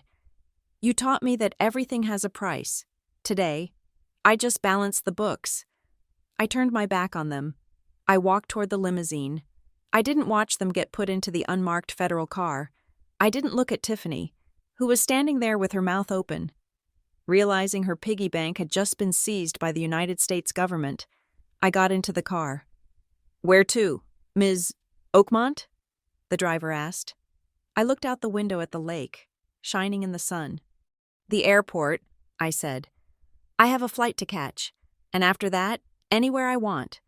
The car pulled away, leaving the Oakmont family in the dust, exactly where they belonged. Chicago in October is a city that cannot decide if it wants to be beautiful or brutal. The wind coming off the lake carries the bite of the coming winter. A sharp reminder that warmth is temporary, but the trees along Lakeshore Drive burn with a defiance of gold and crimson. It is my favorite season. It is the season of shedding, of letting dead things fall away so that the branches can survive the cold. It has been 6 months since the auction, 6 months since the gavel fell and shattered the glass house of the Oakmont legacy. I do not live in a penthouse anymore. I sold the condo in the sky with its marble floors and its silent, echoing hallways. I bought a brownstone in Lincoln Park. It is older. The floors creak. The brick is exposed and rough to the touch. It smells of old books and fresh coffee, not disinfectant and fear. I do not check the stock market when I wake up. I check the leaves on the maple tree in my small backyard. The silence in my life is no longer a void. It is a presence. It is a friend. I know. Through the unavoidable grapevine of legal updates and city gossip, where the pieces of my former family have landed, they are no longer headlines. They are footnotes in a cautionary tale. Brandon is currently residing in a minimum security correctional facility in downstate Illinois. He pled guilty to wire fraud and identity theft to avoid a longer sentence. He is serving 3 years. Marcus tells me that Brandon has tried to start a consulting business from inside the prison, offering financial advice to other inmates for cigarettes. It seems some habits are not just hard to break, they are woven into the DNA. I do not visit him. I do not put money on his commissary books. He is finally living in a world where actions have immediate, tangible consequences, and that is the most expensive education I could have ever provided him. My parents, Douglas and Marilyn, avoided prison time for the tax evasion, largely due to their age and a very expensive plea deal that drained the last of their hidden resources. But the government is a debt collector that never sleeps. The IRS seized everything: the cars, the jewelry, the remaining accounts. They now live in a 1-bedroom apartment in a subsidized senior housing complex in Cicero. It is a gray, blocky building near the highway. They live on their Social Security checks, which amounts to roughly $2,400 a month. That is less than what Douglas used to spend on wine in a single week. I heard from a cousin that they spend their days arguing. They fight over who turned up the thermostat. They fight over the price of ground beef. They blame each other for the fall. My father screams that my mother spent too much. My mother screams that my father earned too little. They are trapped in a hell of their own making, bound together not by love, but by mutual resentment and a shared lease. They are finally equals in their misery. And Tiffany, my sister, the princess who thought manual labor was something that happened to other people. She is working as a cashier at a Whole Foods in the suburbs. She stands on her feet for 8 hours a day, scanning organic kale and almond milk for women who look exactly like she used to look. She drives a 10-year-old Honda. She picks up her sons from public school. I sent a lawyer to ensure the trust fund I set up for the boys is impenetrable. They have tuition. They have health care. But Tiffany? She has to earn her own way. I hope, for the first time in her life, she is learning the value of a dollar that she actually worked for. I do not feel happy about their fate. I do not feel sad. I feel indifferent. That was the hardest stage to reach. Anger is easy. Anger is hot and active. Indifference is cool and still. It is the realization that they are just people, flawed, broken, toxic people who are no longer my problem. My career has shifted too. I resigned from Vanguard Aesthetics. I was tired of designing monuments to vanity. I opened my own firm, Oakmont and Associates. We do not do penthouses. We do not do luxury hotels. We specialize in trauma-informed design. We design shelters for domestic violence survivors. We design therapy centers for veterans. We design spaces that feel safe. My office is small. It has big windows and comfortable chairs. My staff calls me Charlene, not Ms. Oakmont. We eat lunch together. We laugh. I was sitting in my living room on a Tuesday evening, sketching a layout for a new women's clinic, when my phone rang. I looked at the screen. It was an unknown number. My heart did not race. My palms did not sweat. I knew who it was. It was probably Douglas, using a prepaid phone, calling to beg, or to scream, or to guilt me. It was the first time he had tried in 3 months. I stared at the vibration. I thought about the 34 years I had spent answering that call. I thought about the girl who used to jump when the phone rang, terrified she had done something wrong, terrified she hadn't paid enough. I picked up the phone. I looked at the red button. "Goodbye, Dad," I whispered. I pressed block. I set the phone down on the coffee table. The screen went dark. He had said, "I never gave the family anything." He was wrong. I gave them the greatest gift a human being can receive. I gave them reality. I stripped away the cushion of my money and forced them to stand on their own 2 feet. Whether they stand or fall is entirely up to them. That is the ultimate respect. A knock at the door pulled me from my thoughts. I stood up and walked to the entryway. I checked the reflection in the mirror by the door. I was wearing a gray sweater and jeans, no makeup. My hair was loose. I opened the door. Standing there was Mark. Mark was not a CEO. He was not an investor. He was a veterinarian who ran a small clinic down the street. We had met when I found a stray cat shivering under my porch during a rainstorm 2 months ago. I had rushed the cat to his clinic, soaking wet, crying, willing to pay anything to save it. Mark had treated the cat. He had charged me $80. When I tried to hand him a platinum credit card, he had laughed and said he preferred cash or a good coffee. He was holding a paper bag from the Thai place around the corner. "I come bearing pad Thai," Mark said, smiling. His eyes crinkled at the corners. He had kind hands, hands that healed things. And I remembered to ask for extra peanuts. "You are a lifesaver," I said. Stepping back to let him in, he walked in, bringing the smell of rain and spices with him. He didn't look at my furniture to appraise its value. He didn't look at my art to judge its provenance. He looked at me. "Rough day?" he asked, noticing the sketchbook on the table. "No," I said, closing the door and locking it. "A good day, a quiet day." We sat on the rug in the living room, eating out of the cartons. We talked about his day, about a golden retriever he had operated on. We talked about the book I was reading. We didn't talk about money. We didn't talk about status. Mark didn't know I used to be the ATM for a family of vampires. He didn't know I had orchestrated the public destruction of a dynasty. He just knew I was Charlene, the woman who liked extra peanuts and rescued stray cats. For the first time in my life, I was being loved for who I was. Not for what I could provide. It was a terrifying, wonderful feeling. It felt like walking on solid ground after spending a lifetime at sea. Later that night, after Mark had gone home, I stood in my bathroom. The light was soft. I turned on the faucet and splashed warm water on my face. I reached for a towel and dried my skin. I looked in the mirror.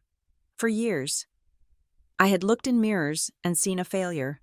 I had seen a daughter who wasn't good enough, a sister who wasn't generous enough, a woman who had to buy her way into existence. Tonight, I saw Charlene. I saw the fine lines around my eyes that came from working hard for things that mattered.